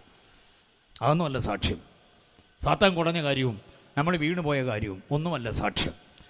എൻ്റെ അപ്പൻ്റെ ആടുകളെയും കൊണ്ട് ഞാൻ ഒരിക്കൽ വനാന്തരത്തിലായിരുന്നു. ഒരിക്കലൊരു കരടി വന്നു, മറ്റൊരിക്കൽ ഒരു സിംഹം വന്നു. നമ്മളായിരുന്നു എന്നാ പറഞ്ഞേനെ? അതിൻ്റെ മുമ്പിൽ നിന്ന് ഓടി രക്ഷപ്പെടുവാൻ ദൈവം എൻ്റെ കാലുകൾക്ക് മാൻപയുടെ കാലിന് തുല്യമാക്കി കൃപ നൽകി. ഓടിയ കഥയാണ് നമ്മൾ പറയുന്നത്. ദാവീദ് പറഞ്ഞ സാക്ഷ്യം എന്താണെന്നറിയാം? ഞാൻ ഒന്നിനെ ആട്ടിച്ചു കൊന്നു, മറ്റൊന്നിനെ എന്തോ ചെയ്തു? കീറിക്കളഞ്ഞു. കാരണം എന്താണെന്നറിയാം? ഈ ആടിനെയും കൊണ്ട് തിരിച്ച് വൈകിട്ട് അവിടെ ചെല്ലുമ്പം അപ്പനിങ്ങനെ, മോനെ കുഴപ്പമൊന്നും ഇല്ലല്ലോ അല്ലേ, ഇല്ല പപ്പ എന്നൊക്കെ പറഞ്ഞ് ഇങ്ങനെ നിൽക്കുമ്പോഴും അപ്പൻ മിടുക്കനല്ലേ, മാനക്കണക്കുകൊണ്ട് ഓരോ ആടും കൂട്ടിലേക്ക് കയറുമ്പോൾ പുള്ളി എണ്ണ എടുത്തുകൊണ്ടിരിക്കുകയാണ്. ഇതറിയാം ദാവീദിന്. ഈശായിയുടെ ആ കച്ചവട തന്ത്രം അറിയാമോ? ചെറുക്കൻ്റെ രാവിലെ കൊടുത്തുവിട്ട് ആടെല്ലാം തിരിച്ചു വന്നോന്നറിയാൻ പുള്ളി മോനോട് സംസാരിക്കുമ്പോഴും കൃത്യമായി കണക്കെടുത്തുകൊണ്ടിരിക്കുക. ആ കണക്കിൽ ഒരെണ്ണം പിഴവ് വന്ന കുഴപ്പമാണ്. അതുകൊണ്ട് കരടി ആക്രമിക്കാൻ വന്നിട്ട്, സിംഹം ആക്രമിക്കാൻ വന്നിട്ടും ഉത്തരവാദിത്വത്തോടെ അതിനെ എതിർപ്പെട്ട് അതിൻ്റെ കോമ്പലിൽ കൊരുക്കാവുന്ന ആടിനെ തിരിച്ച് അപ്പൻ്റെ കൈ കൊണ്ട് കൊടുത്ത് അനുഗ്രഹത്തിൻ്റെ സാക്ഷ്യം, ജയത്തിൻ്റെ സാക്ഷ്യം ദാവീദിന് പറയാനുണ്ട്. ഈ സാക്ഷ്യം കൊണ്ട് വേണം എഴുന്നേക്കാൻ. അല്ലാതെ രോഗമായിരുന്നു, പീഡയായിരുന്നു, സാത്താൻ്റെ കയ്യിലായിരുന്നു എന്നൊന്നും പറയാൻ എഴുന്നേക്കരുത്. അവിടെ ഇരുന്നോണം. ബാക്കിയുള്ളവരെയും കൂടെ വല്ലാതെ വിഷമിപ്പിക്കരുത്. മനസ്സിലായല്ലോ? അയ്യോ, തങ്കമാമയ്ക്ക് അങ്ങനാണെങ്കിൽ പിന്നെ എൻ്റെ കാര്യം പറയണമെന്ന്. പാട്ട് തുടങ്ങി 2ാമത്തെ വരി മുതൽ പിടിക്കാൻ 16 പേര് വേണം. ആരാധിച്ച് വെളി തെറിച്ച് പൊക്കളയും. ആ പുള്ളിക്കാരിക്ക് ഇങ്ങനാണെങ്കിൽ പിന്നെ എൻ്റെ കാര്യം പറയണോ? അതുകൊണ്ട് സാക്ഷ്യത്തിന് എഴുന്നേരുന്ന് കരയാനാണെങ്കിൽ പൊന്നുടയോരെ അവിടെ ഇരുന്നോണം. ജയത്തിൻ്റെ സാക്ഷ്യം പറയണം. ഇവിടുത്തെ സാക്ഷ്യം നാളെ ഒന്ന് കേട്ടാൽ എനിക്ക് കൊള്ളാക്കൊന്നും എനിക്ക് താല്പര്യമുണ്ട്, പക്ഷെ നിൽക്കാൻ നിർവാഹമില്ല. രാത്രി തന്നെ ഓടിപ്പോകണമല്ലോ എനിക്ക്. സ്വോത്രം. സാക്ഷ്യം ജയത്തിൻ്റെതാകണം. ജയത്തിൻ്റെ സാക്ഷ്യം പറയാൻ പറ്റും. അപ്പം ഞാൻ പറഞ്ഞു വന്നത്, നമ്മുടെ സാക്ഷ്യത്തിൽ പരാധീനതകൾ ഉണ്ടാകരുത്, പഞ്ഞം പറയരുത്, പ്രാർത്ഥിക്കുന്നതിനകത്ത് ധൈര്യമായിട്ട്. അപ്പോൾ അതിന് കൂടെ കൂടെ പറയാൻ കൊള്ളാവുന്ന അനുഗ്രഹീതമായി ദൈവത്വ വിചാരങ്ങൾ കുറേ വാക്യങ്ങൾ കൊണ്ടുവരാം. യേശു ദൈവമാണ് എന്നുള്ള ആഴമേറിയ പഠനമാകതാൻ വരാൻ പോകുന്നവൻ ദൈവമാണെന്ന് മനസ്സിലായോ? യേശു വരും, യേശു വരും, യേശു വരുന്നേ പൊന്ന്, യേശു വരുന്നതെന്നൊക്കെ നമ്മൾ പാടി യേശു വരുന്നു എന്ന് മാത്രം ഒരു ചിന്ത ഉള്ളിലും കൊണ്ടു നടക്കുക. പക്ഷെ ആരാ വരാൻ പോകുന്നതെന്നറിയോ? തീത്തോസ് 2:11 ഞാൻ പറഞ്ഞു, മഹാദൈവമാ വരുന്നേ. ആരാ വരാൻ പോകുന്നേ? അപ്പോൾ യേശു എങ്ങനെയുള്ള ദൈവമാ? ഒത്തിരി ദൈവങ്ങളെ താങ്കൾ കണ്ടിട്ടുണ്ടാകാം. ഉദ്ദിഷ്ട കാര്യങ്ങളുടെ നിർവഹണത്തിന് വേണ്ടി പലവിധ ശക്തികൾ ആവാഹിക്കപ്പെട്ട ഒത്തിരി ദൈവങ്ങളെ താങ്കൾ കണ്ടിട്ടുണ്ടാകാം. പക്ഷേ ഇന്ന് രാത്രി ഞങ്ങളിവിടെ ഈ പള്ളിമുറ്റത്തൊരു ദൈവത്തെ ഉയർത്തുന്നവൻ്റെ പേര് മഹാദൈവമെന്നാണ്.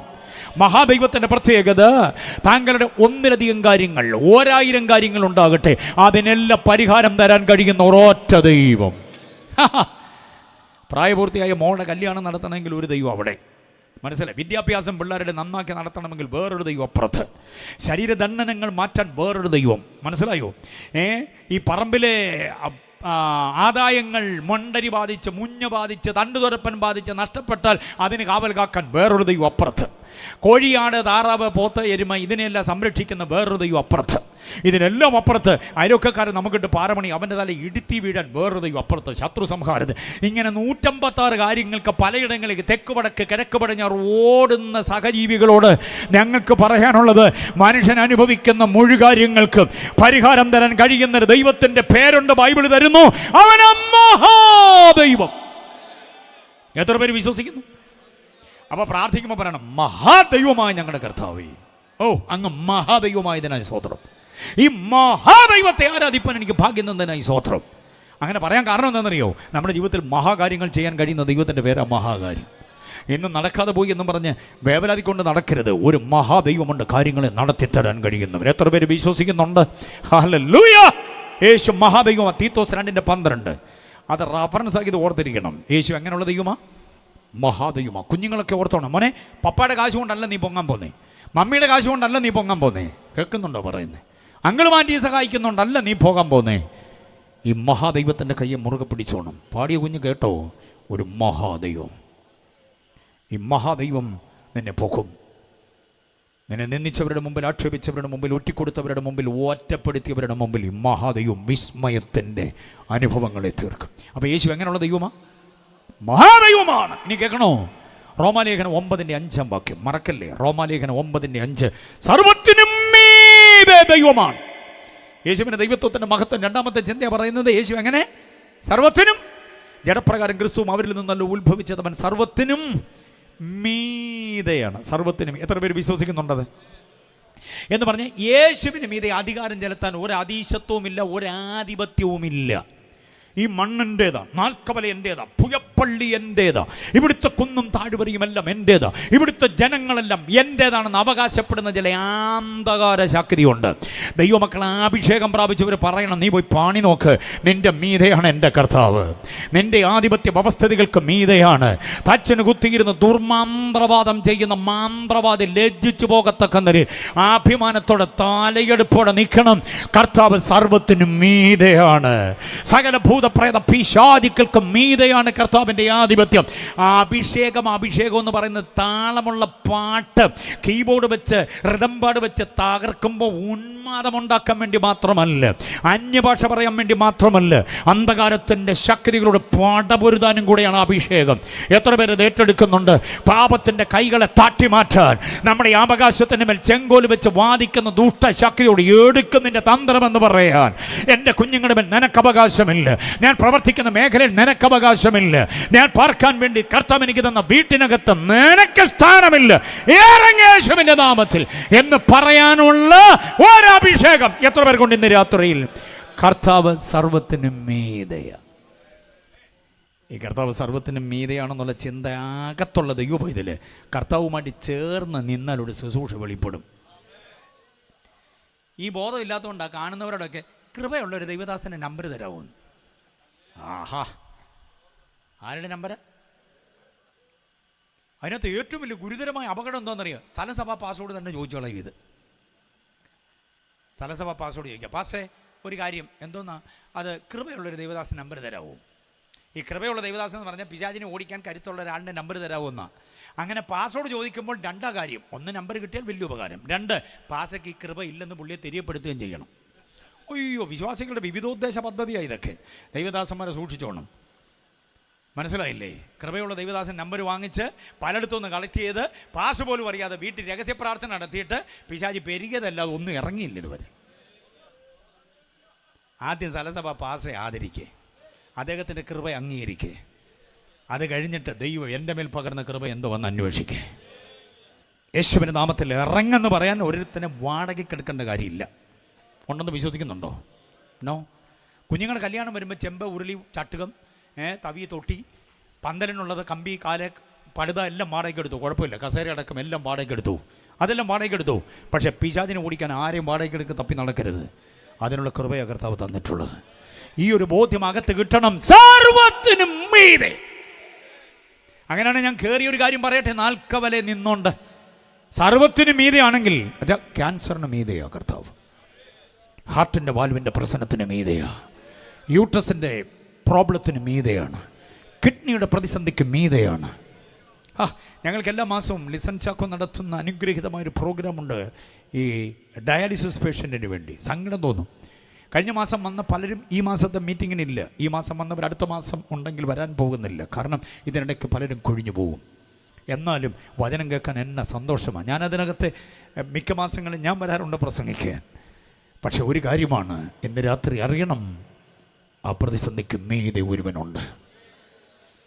മനസ്സിലായില്ലേ? ഇനി ഒരു ഓപ്പറേഷൻ ഇല്ലാതെ രക്ഷപ്പെടത്തില്ല എന്ന് വൈദ്യശാസ്ത്രത്തിൻ്റെ നിരീക്ഷണ പരീക്ഷണ ഗവേഷണങ്ങൾ തെറ്റാണെന്ന് പറയുന്നില്ല, ശരിയായിരിക്കാം. പക്ഷേ ഒരു കാര്യം, അതിന് മീതെ ഒരു വിധി തീർപ്പ് നാം ഉണ്ടാക്കണം. അത് റോമർ 9:5 കൊണ്ട് അതിനൊരു ഓപ്പറേഷൻ നടത്തണം. എൻ്റെ കർത്താവ് സർവ്വത്തിനും മീതെയാണ്. ഞാൻ അനുഭവിക്കുന്ന ബധകൾക്ക് മീതെയാണ് എൻ്റെ കർത്താവ്. എത്ര പേര് വിശ്വസിക്കുന്നുണ്ടത്? എത്ര പേര് വിശ്വസിക്കുന്നുണ്ട്? ആ വിശ്വാസമാകത്തേക്ക് അങ്ങ് വ്യാപരിച്ചാലുണ്ടല്ലോ സൗഖ്യം നമ്മുടെ ശരീരത്തിൽ നടക്കും. ഞങ്ങൾ ഇവിടെ നിന്ന് അങ്ങോട്ട് ഇറങ്ങി നിങ്ങളുടെ തലയിൽ കൈവയ്ക്കേണ്ട കാര്യമൊന്നുമില്ല. ഇവിടെ ഒരു ടർക്കിയും വീശിക്കൊണ്ട് ഞങ്ങൾ ഇതിനിടയ്ക്ക് പ്രകടനമൊന്നും നടത്തേണ്ട കാര്യമില്ല. വാചനം വിശ്വാസത്തോടെ ഏറ്റെടുത്താൽ സൗഖ്യം ഇവിടെ ഗ്രൗണ്ടിൽ വ്യാപരിക്കും. വിശ്വസിക്കുന്നവർക്ക് ഞാൻ കർത്താവിനെ സ്തുതിക്കുന്നു. കർത്താവ് സർവ്വത്തിനും മീതെ. സാമ്പത്തിക പ്രതിസന്ധികൾ ഒത്തിരി ഉണ്ടാകാം. എഴുതിക്കൂട്ടി നോക്കിയാൽ ലക്ഷങ്ങളാണ് കൊടുത്തു വീട്ടേണ്ടത്. മനസ്സിലാകുന്നുണ്ടോ? ആ പ്രതിസന്ധിയുടെ കുരുക്കഴിച്ച് നമ്മളെ സ്വതന്ത്രമാക്കാൻ സാമ്പത്തിക പ്രതിസന്ധിക്ക് മീതെയാണ് കർത്താവ്. എത്ര പേര് വിശ്വസിക്കുന്നുണ്ടത്? ആമേൻ, ഹല്ലേലൂയ. വെളിപ്പാട് 1:8 വാക്യം നോക്കിക്കേ. യേശുവിൻ്റെ ദൈവത്വത്തിൻ്റെ ഗംഭീരമായൊരു ഒരു ഒരു ഒരു പരിചയപ്പെടുത്തൽ അവിടെയുണ്ട്. വെളിപ്പാട് 1:8. ഇരിക്കുന്നവനും ഇരുന്നവനും വരുന്നവനുമായി സർവശക്തിയുള്ള ദൈവമായ കർത്താവ്. സർവശക്തിയുള്ളവൻ എന്ന് പറഞ്ഞാൽ കർത്താവിനെ കൊണ്ട് കഴിയാത്ത ഒന്നുമില്ല. സർവശക്തനാണ് കർത്താവ്. എത്ര പേര് വിശ്വസിക്കുന്ന രാത്രി? സർവശക്തൻ. ആ സർവശക്തിത്വത്തിൻ്റെ അനുഗ്രഹീതമായിരിക്കുന്നൊരു പ്രകടനമുള്ള ഭാഗം ഏതാണെന്നറിയാമോ? ഉൽപ്പത്തി 1-ാം അധ്യായം. ഉൽപ്പത്തി പുസ്തകം 1-ാം അധ്യായം. വായിച്ചു നോക്കണം വീട്ടിൽ ചെന്ന്. അത്താഴം ഉണ്ണുന്നതിന് മുമ്പേ വായിക്കുന്നത് നല്ലത്. അത്താഴം ഉണ്ട് കഴിഞ്ഞ് വായിച്ചാൽ കോട്ട് വരും. അത്താഴം ഉണ്ണുന്നതിന് മുമ്പേ ചെയ്യേണ്ട കുറേ നടപടികളുണ്ട്. സന്ധ്യപ്രാർത്ഥനയൊക്കെ എപ്പോഴാണ് ആൻറ്റി? അത്താഴം ഉണ്ട് കഴിഞ്ഞാണോ? അത്താഴം ഉണ്ണുന്നതിന് മുമ്പാണോ? ഉണ്ണുന്നതിന് മുമ്പെയാണ്. പ്രായമുള്ള അപ്പച്ചന്മാരും അമ്മച്ചിമാരും ഉള്ളിടത്തേ ഉള്ള അത്താഴം ഉണ്ട് കഴിഞ്ഞ്. ഇപ്പോഴത്തെ പുതിയ അണുകുടുംബങ്ങളിലൊക്കെ അത്താഴം ഊണ് കഴിഞ്ഞ പ്രാർത്ഥന. എരിശ്ശേരിയും പുളിശ്ശേരിയും അയിലച്ചാറും എല്ലാം കൂടെ ഇരച്ച് തലയിലോട്ട് കയറുന്ന സമയത്തിരുന്ന് പാടിയ ആ പാട്ട് പോകുന്ന വഴി. യേശുമാറാത്തവൻ, യേശുമാറാത്തവൻ, യേശുമാറാത്തവൻ, എത്ര നല്ലവൻ. എന്നാ സുഖം ആ പാട്ട് പാടുമ്പോൾ. ഈ പാടിയ താളം, ഇതിൻ്റെ ഈണം, ഇതിൻ്റെ ആ ഒരു രീതി അത് അത്താഴം ഉണ്ണുന്നതിന് മുമ്പാണ്. അത്താഴം ഉണ്ണുന്നതിന് മുമ്പ് പാടിയാലേ ഇങ്ങനെ പാടാൻ പറ്റത്തുള്ളൂ. അത്താഴം ഊണും കഴിഞ്ഞ് അച്ചായൻ ദിവാൻകോട്ടയിലും അമ്മാമ്മ സോപാക്കമ്പട്ടയിലും പിള്ളേരെല്ലാം അവിടെ ഇവിടെയും ചാഞ്ഞും ചരിഞ്ഞിരുന്നുകൊണ്ട് യേശുമാറാത്തവൻ, മാറാത്തവൻ എന്നല്ല, പിന്നെ മാറാത്തവൻ. അതെന്തുവാന്ന് ഒരു പിടിയില്ല. ഇതന്നെ ആവർത്തിച്ച് പാടുക. ചേറ്റിലല്ലയോ കിടന്ന തോർത്ത് നോക്കിയ. തോർത്തൊക്കെ കൊണ്ട് ചേറ്റിലിടാൻ ആര് പറഞ്ഞു?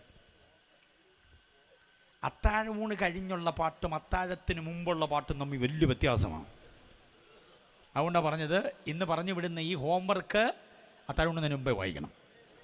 ഉൽപ്പത്തി ദിവസം 1-ാം അധ്യായം ശ്രദ്ധിച്ച് വായിക്കണം. പേനായി പെൻസിലോ കൈവച്ചുകൊണ്ട് വേണം വായിക്കാൻ. എന്നിട്ട് അതിനകത്ത് അങ്ങനെ പൊട്ടുന്ന കുറേ പദങ്ങളുണ്ട്. ഉൽപ്പത്തി ദിവസം 1-ാം അധ്യായം കണ്ടിട്ടുണ്ടോ, കേട്ടിട്ടുണ്ടോ? ഉണ്ടാകട്ടെ, വേർപിരിയട്ടെ, മുളച്ചു വരട്ടെ, ജനിക്കട്ടെ, പറക്കട്ടെ, കൂടട്ടെ, വാഴട്ടെ എന്ന് പറഞ്ഞ് കുറേയുണ്ട്. ഒരു 10-14 അതൊരു വെള്ളപ്പേപ്പറിൽ താഴോട്ടങ്ങ് എഴുതണം.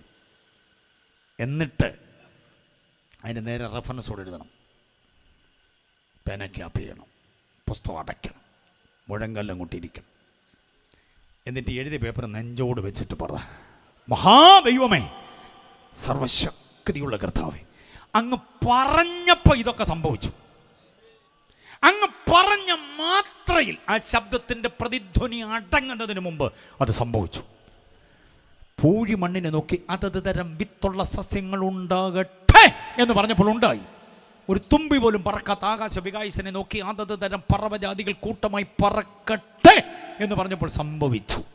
ഒരമീബ പോലും ഇല്ലാതിരുന്ന് കെട്ടിക്കിടന്ന വെള്ളത്തെ നോക്കി അതത് തരം ജലജന്തുക്കൾ കൂട്ടമായി പെരുകട്ടെ എന്ന് പറഞ്ഞപ്പോൾ സംഭവിച്ചു. കർത്താവേ, ഞാനത് വിശ്വസിക്കുന്നു. അങ്ങനാണെങ്കിൽ ഈ പദങ്ങളൊക്കെ എന്നെ നോക്കിയെന്ന് പറ, എന്നെ നോക്കിയെന്ന് പറ കർത്താവേ. ഇരുട്ട് മാറത്തില്ലെന്ന് പറഞ്ഞ് അവകാശം പറഞ്ഞ ദുഷ്ടശക്തി വെളിച്ചം കണ്ട് മാറട്ടെ. ഇരുട്ട് മാറി വെളിച്ചം വരികയായിരുന്നു. ഞാൻ ഇത്ര കാലം പ്രവർത്തിച്ചിട്ടും ഒരാത്മാ പോലും ജനിക്കാത്ത ഈ ദേശത്ത് കുറേ ആത്മാക്കൾ പേറ്റങ്ങോട്ട് പെരുകട്ടെ. ചില വിത്തുള്ള സസ്യങ്ങൾ മുളച്ചു വരട്ടെ. സസ്യമാണോ? അതിന് വിത്തുണ്ടായേ പറ്റൂ. വിത്തില്ലാത്ത സസ്യം എന്തോ കൊള്ളാം, എന്തിനു കൊള്ളാം? അതിൻ്റെ കാലത്തേക്ക് മാത്രമല്ലേ ഉള്ളൂ. വിത്തുണ്ടെങ്കിലേ എന്തോ ചെയ്യുള്ളൂ, പിന്നെ അടുത്ത വംശവർദ്ധനം ഉണ്ടാവുകയുള്ളൂ. വിവാഹം കഴിഞ്ഞു, കാലമൊത്തിരിയായി, ഇതുവരെ ഒരു തലമുറ ഇല്ലെങ്കിൽ വംശാവലി അവരോടുകൂടെ തീരുകല്ലേ? തുടർച്ച വേണ്ടേ? ഗർഭപാത്രം പരിശോധിച്ചിട്ട് പറയുന്നു ഇതിനകത്തൊരു കുഞ്ഞുണ്ടാകാൻ സാധ്യതയില്ല. പുരുഷനെ പരിശോധിച്ചിട്ട് പറയുന്നു കൗണ്ടിങ് ഇല്ല. അങ്ങനെയുള്ള ശരീരത്തെ നോക്കി എൻ്റെ കർത്താവ് ഒരു വാക്ക് പറഞ്ഞാൽ മതി, ഒരു വാക്ക് പറഞ്ഞാൽ മതി. എത്ര പേര് വിശ്വസിക്കുന്നുണ്ട്? രോഗബന്ധനം മാറത്തില്ലെന്നുള്ള ശത്രുവിൻ്റെ അവകാശവാദങ്ങൾക്കെതിരെ കർത്താവ് ഒരു വാക്ക് പറഞ്ഞാൽ മതി. സൗഖ്യമാകാം, വീട്ടിൽ പോകാം, സമാധാനത്തോടെ പോകാം എന്നൊക്കെ കർത്താവ് പറഞ്ഞ വാക്ക് പുതിയ നിയമത്തിൽ ഇത് തന്നെ ആവർത്തിക്കുന്നുണ്ട്. അറിയാമോ? ബാല എഴുന്നേൽക്ക എന്നൊക്കെ പറഞ്ഞ വാക്കഥ അന്നേരം തന്നെ സംഭവിച്ചില്ലേ? അവിടെ പറഞ്ഞ ആ വാക്കാരെന്നറിയാമോ? യോഹന്നാന്റെ സുവിശേഷം 1:3 വാക്യത്തിൽ പറയുന്നു, ഉളവായതൊന്നും അവനെ കൂടാതെ ഉളവായതല്ല. അങ്ങനെയാണെങ്കിൽ ആ വചനം നമ്മുടെ കർത്താവ് തന്നെയാണ്. എത്ര പേര് വിശ്വസിക്കുന്നുണ്ട്?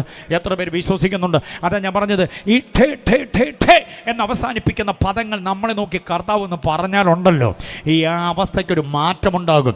വിശ്വസിക്കുന്നവർ കർത്താവിനെ ഒന്ന് മഹത്വപ്പെടുത്തിക്ക്. വിശ്വസിക്കുന്നവർ കർത്താവിനെ കരമടിച്ച് ആരാധിച്ച് ഇന്ന് രാത്രിയിൽ ആ വലിയ വിടുതൽ നമ്മുടെ ഇടയിൽ സംഭവിക്കട്ടെ. ആ വലിയ ആത്മിക വിടുതൽ കർത്താവ് സംഭവിപ്പിക്കട്ടെ. Jesus, hallelujah. യേശുവിന്റെ ദൈവത്വത്തെ കുറിച്ച് ഒരു കാര്യം കൂടെ പറയട്ടെ. 1 യോഹന്നാന്റെ ലേഖനം 5-ാം അധ്യായം 20-ാം വാക്യം, സത്യദൈവമാണ് യേശു. എങ്ങനെയുള്ള ദൈവമാണ്?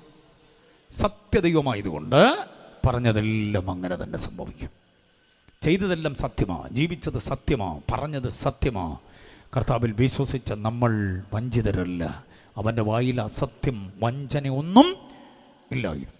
കർത്താവ് ഇതുവരെ പറഞ്ഞെല്ലാം സത്യമാണ്. അങ്ങനെയാണെങ്കിൽ കർത്താവിനെ കുറിച്ച് പറഞ്ഞൊരു വാചകമാണ് നമ്മുടെ കുറിവാക്യം. അതിൽ കൊണ്ട് കുത്തി നിർത്തട്ടെ ഞാൻ. വരാനുള്ളവൻ എന്തോ ചെയ്യും? വരും, താമസിക്കയില്ല. ആ വരവിൻ്റെ വീക്ഷണത്തിൽ അല്പകാലത്തിൻ്റെ പ്രസക്തി എന്താണെന്നും കൂടെ പറയാം. അത് 2 പത്രോസ് 3:9. ചിലർ കൂടെ എന്തോ ചെയ്യണം? മാനസാന്തരപ്പെടണം. നാൽക്കവലയിൽ ചിലർ കൂടെ മാനസാന്തരപ്പെടണം. ആരാധനാലയം എത്രയോ കാലങ്ങളായി ഇവിടെ തുടങ്ങിയതാണ്. ഇവിടുത്തെ അംഗം കൂടെ ആയിരുന്നല്ലേ ഇന്നലെ രാത്രി ഇവിടെ പ്രസംഗിച്ചത്. എത്ര വർഷത്തെ പഴക്കമുണ്ട് ഈ ആലയത്തിൽ. എന്നിട്ടും ഇതിൻ്റെ ചുറ്റുവട്ടത്തിൽ ചിലർ കൂടെ എന്ത് ചെയ്യേണ്ടത്? മാനസാന്തരം. അതാണ് അല്പകാലത്തിൻ്റെ പ്രസക്തി. Praise the Lord. മാനസാന്തരപ്പെടേണ്ടതുണ്ട്. മാനസാന്തരപ്പെട്ടു എന്ന് അവകാശപ്പെടുന്നവരുടെ ഇടയിൽ ചിലർ കൂടെ മാനസാന്തരപ്പെട്ടേ പറ്റൂ. സഭയോടും കൂടെയുള്ള ദൂത മാനസാന്തരപ്പെടണമെന്ന്. നീ മാനസാന്തരപ്പെടണം, ഇല്ലെങ്കിൽ ഞാൻ വരും എന്ന് വെളിപ്പാട് പുസ്തകത്തിൽ വാക്യം പറയുന്നുണ്ട്. മനസ്സിലായോ? അപ്പോൾ സഭയിൽ ചിലർ കൂടെ എന്തോ ചെയ്യണം? മാനസാന്തരപ്പെട്ടേ പറ്റൂ. അധമ സ്വഭാവം ഉപേക്ഷിക്കാതെ ഉത്തമത്വത്തിലേക്ക് പൂർണ്ണമായും വരാത്ത ഇന്നും അധമത്വത്തിൽ നിലകൊള്ളുന്നവർ നിരവധി പേരുണ്ട്. മാനസാന്തരപ്പെടണം. അതാണ് അല്പകാലത്തിൻ്റെ പ്രസക്തി.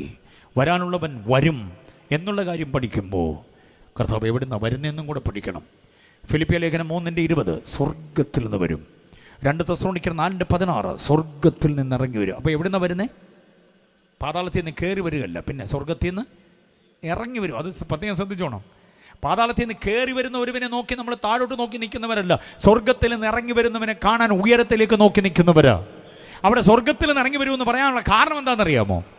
ഇവിടെ അടക്കം ചെയ്യപ്പെട്ട യേശു എങ്ങനെ സ്വർഗത്തിൽ നിന്ന് വരുന്നേ? അവിടെ പറയാതെ പറഞ്ഞിരിക്കുന്ന, എഴുതാതെ എഴുതിയിരിക്കുന്ന ഒരു കാര്യമുണ്ട്. അതെന്തുവാണെന്നറിയാമോ? ഇവിടെ അടക്കം ചെയ്യപ്പെട്ട യേശു പുനരുത്ഥാനം ചെയ്തു. പുനരുത്ഥാനം ചെയ്ത യേശു ഗതി കിട്ടാത്ത പ്രേതമായി ഇതുവഴി അലഞ്ഞില്ല, യേശു സ്വർഗാരോഹണം ചെയ്തു. അപ്പം പുനരുത്ഥാനവും സ്വർഗാരോഹണവും യേശു ചെയ്തതുകൊണ്ടാണ് എവിടുന്ന് വരാൻ പറ്റുന്നത്?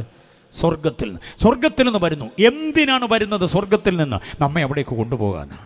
അതാണ് 14:3 പറഞ്ഞ്, ഞാൻ ഇരിക്കുന്ന ഇടത്ത്. ആ ഇടത്തിൻ്റെ പ്രത്യേകത എന്താണെന്നറിയോ? ഇവിടെ ഇരിക്കുന്നതാണ് മതിയെന്ന നമ്മുടെ ചിന്ത. ഇവിടെ അല്ല നമ്മുടെ ഇരിപ്പിടം, നമ്മെ അവിടെ ഇരുത്താനാണ് കർത്താവ് വരുന്നത്.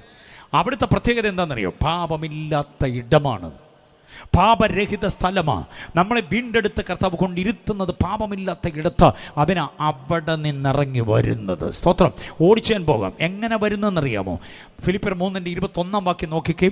സകലത്തെയും കീഴ്പ്പെടുത്തുവാൻ കഴിയുന്ന തൻ്റെ വ്യാപാര ശക്തി കൊണ്ടാണ്. സ്തോത്രം. എങ്ങനെ വരുന്നേ? മഹാദൈവമായതുകൊണ്ട് വെറുതെ ഇറങ്ങി വരികയല്ല, തൻ്റെ വ്യാപാര ശക്തി കൊണ്ട്. എന്ന് പറഞ്ഞാൽ യെശയ്യാ പ്രവചനം 40:10 അതിന് ആധാരം. യെശയ്യാ 40:10 പറഞ്ഞു, ഇതാ അവൻ ബലശാലിയായി വരുന്നു. എങ്ങനെ വരുന്നു എന്നാ? ബലശാലിയായി വരുന്നത് സകലത്തെ കീഴ്പ്പെടുത്തുവാൻ കഴിയേണ്ടതിന് വേണ്ടിയാണ് ബലശാലിയായി വരുന്നത്.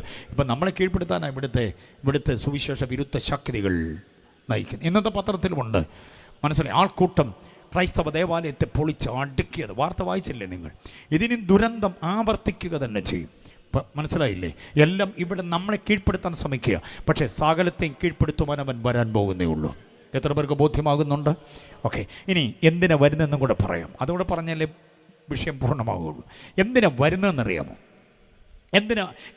ആർക്കു വേണ്ടിയാണ് വരുന്നത്? എന്തിനാ വരുന്നതെന്നുള്ളതല്ല, ആർക്കു വേണ്ടിയാണ് വരുന്നത് എന്ന് പറഞ്ഞാൽ ആ വരവിലെടുത്തുകൊള്ളപ്പെടുന്നത് ആരായിരിക്കും എന്നുള്ളത് നാം തിരിച്ചറിയണം. അത് ഏറ്റവും പ്രധാനമായൊരു കാര്യമാണ്. 1, 2, 3 പോയിന്റുകൾ മാത്രം ഞാൻ പറയാം. 1, കർത്താവിനുള്ളവർ, അവരെ ചേർക്കാനാണ് കർത്താവ് വരുന്നത്. ആർക്കുള്ളവരാ? കർത്താവിനുള്ളവർ, ബിലോങ്സ് ടു ജീസസ്. എത്ര പേർക്ക് ഉറപ്പായി കർത്താവിനുള്ളവരാണെന്നുള്ളത്? അതിനൊരു വാക്യം ഞാൻ തരട്ടെ. 1 കൊരിന്ത്യർ ലേഖനം 15:23. ആദ്യ ഫലം ക്രിസ്തു, പിന്നെ ക്രിസ്തുവിന്, ബാക്കി പറ.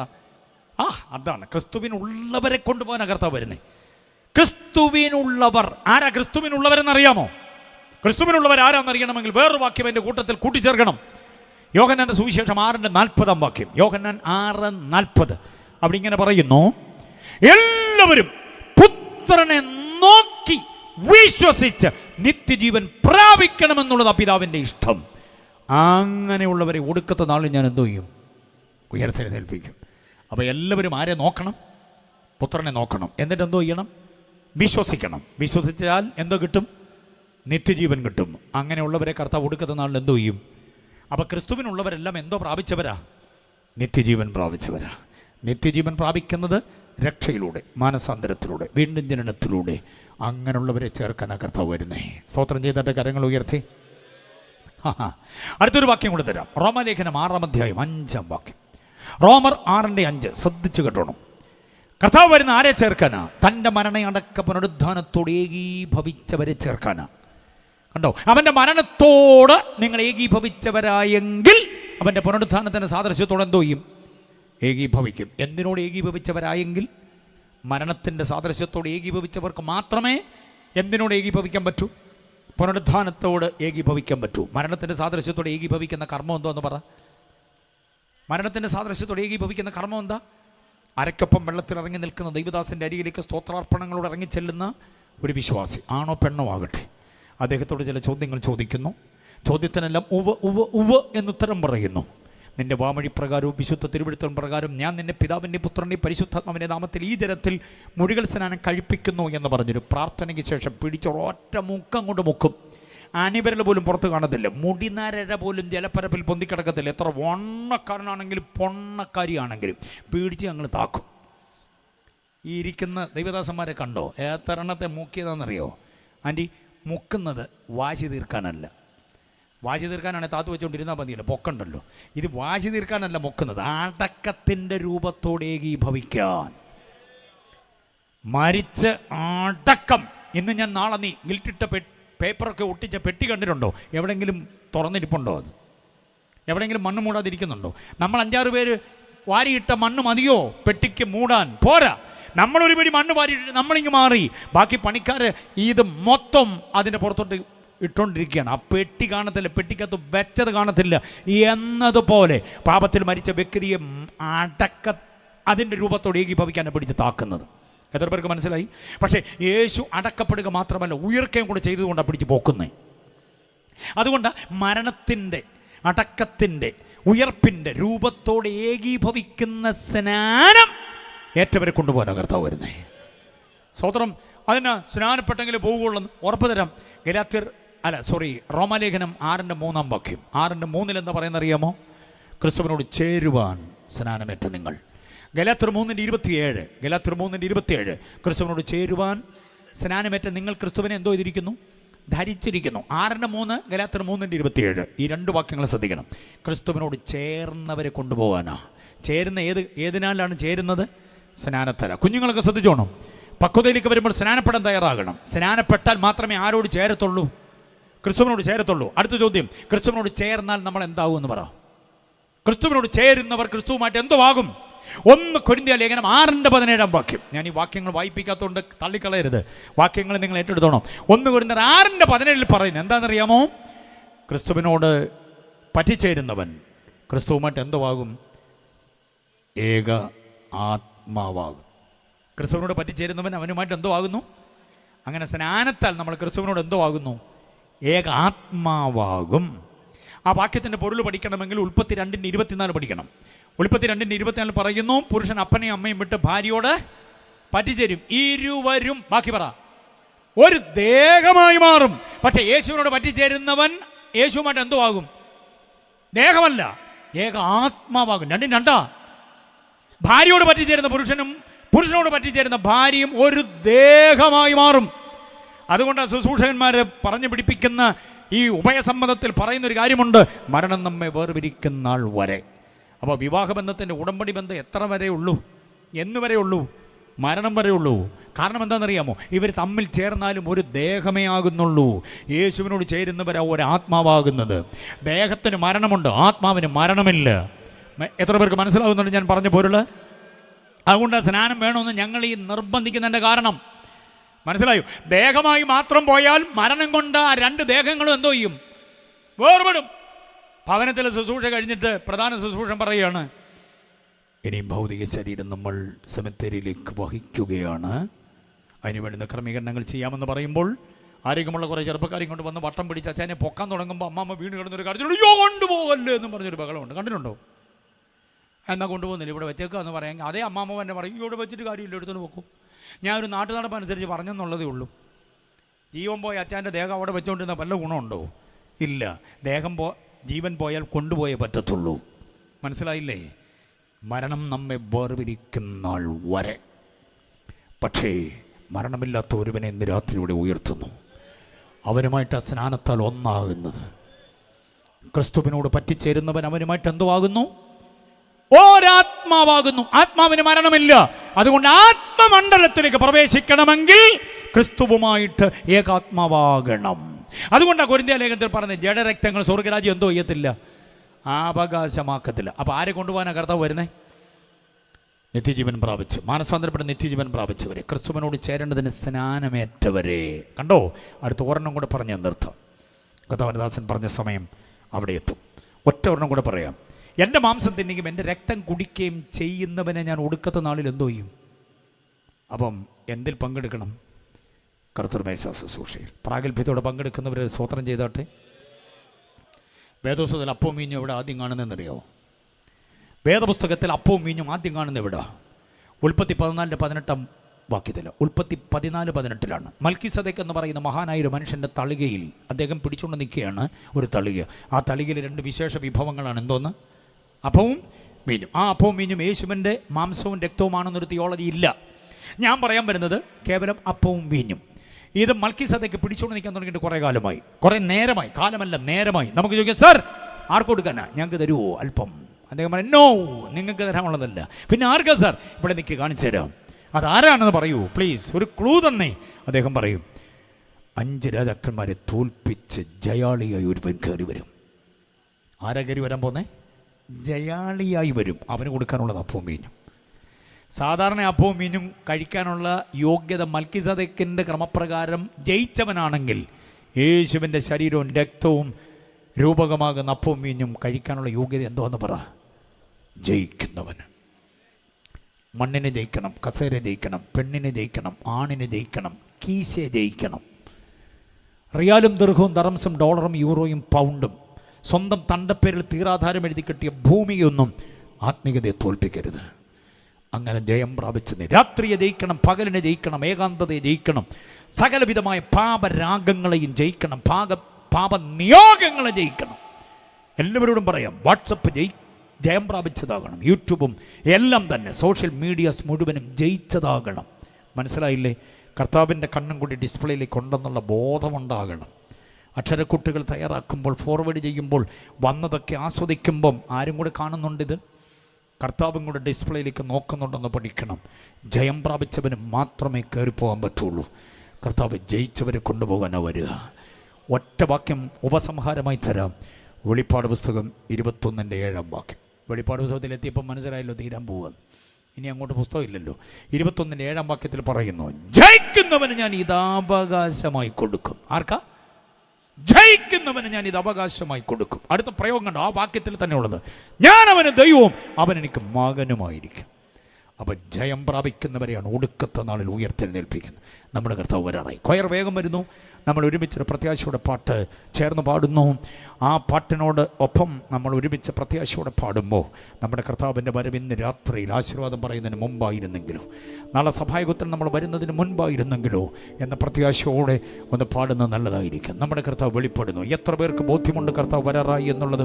ഈ കേൾപ്പിച്ച വചനത്തിന് മുൻപാകെ തങ്ങളെ തന്നെ സമർപ്പിക്കുകയും കർത്താവിൻ്റെ വരവിൽ ചേർത്തുകൊള്ളപ്പെടാൻ ഒന്നാമത് മാനസാന്തരപ്പെട്ട് നിത്യജീവൻ പ്രാപിക്കണം. 2 സ്നാനപ്പെടേണ്ടതുപോലെ സ്നാനപ്പെടണം. 3 കർത്തൃമേശ അനുഭവിക്കണം. 4 വിശുദ്ധ ജീവിതം നയിക്കണം. 5 ആത്മശക്തിയെ നമ്മുടെ ഉള്ളിൽ അധിവസിപ്പിക്കണം. പറയാൻ നേരമില്ല. അങ്ങനെ ഒത്തിരി സംഗതികളുണ്ട്. വേദപുസ്തകത്തിൻ്റെ ഉപദേശ സത്യങ്ങൾ പുസ്തകം അനുശാസിക്കുന്ന രീതിയിൽ ചെയ്യാൻ കഴിയുന്നില്ലെങ്കിൽ നഷ്ടം വരാൻ പോകുന്ന കർത്താവിൻ്റെ വരവെങ്കിലാണ്. വേഗം തത്സനത്തിൽ ചാടി എഴുന്നേക്കാം. കർത്താവിൻ്റെ തിരുമുൻപാകെ നമുക്കൊന്ന് എഴുന്നേറ്റ് നിൽക്കാം. ഭക്തിയോടെ ഭയത്തോടെ ഈ പാട്ടിൻ്റെ വരികളെ ചേർന്ന് പാടി കർത്താവിനെ നമുക്ക് മഹത്വപ്പെടുത്താമല്ലോ. നാളത്തെ സഭായോഗം നമുക്ക് പ്രതീക്ഷയാണ്. പക്ഷെ അതിനു മുമ്പ് കാഹളം മുഴങ്ങുമെങ്കിൽ ഞാൻ കയറിപ്പോകുമെന്ന് ഉറപ്പുള്ളവരെ കരമടിച്ച് കർത്താവിനെ ഒന്ന് സ്തുതിച്ച് തുടങ്ങിക്കാട്ടെ.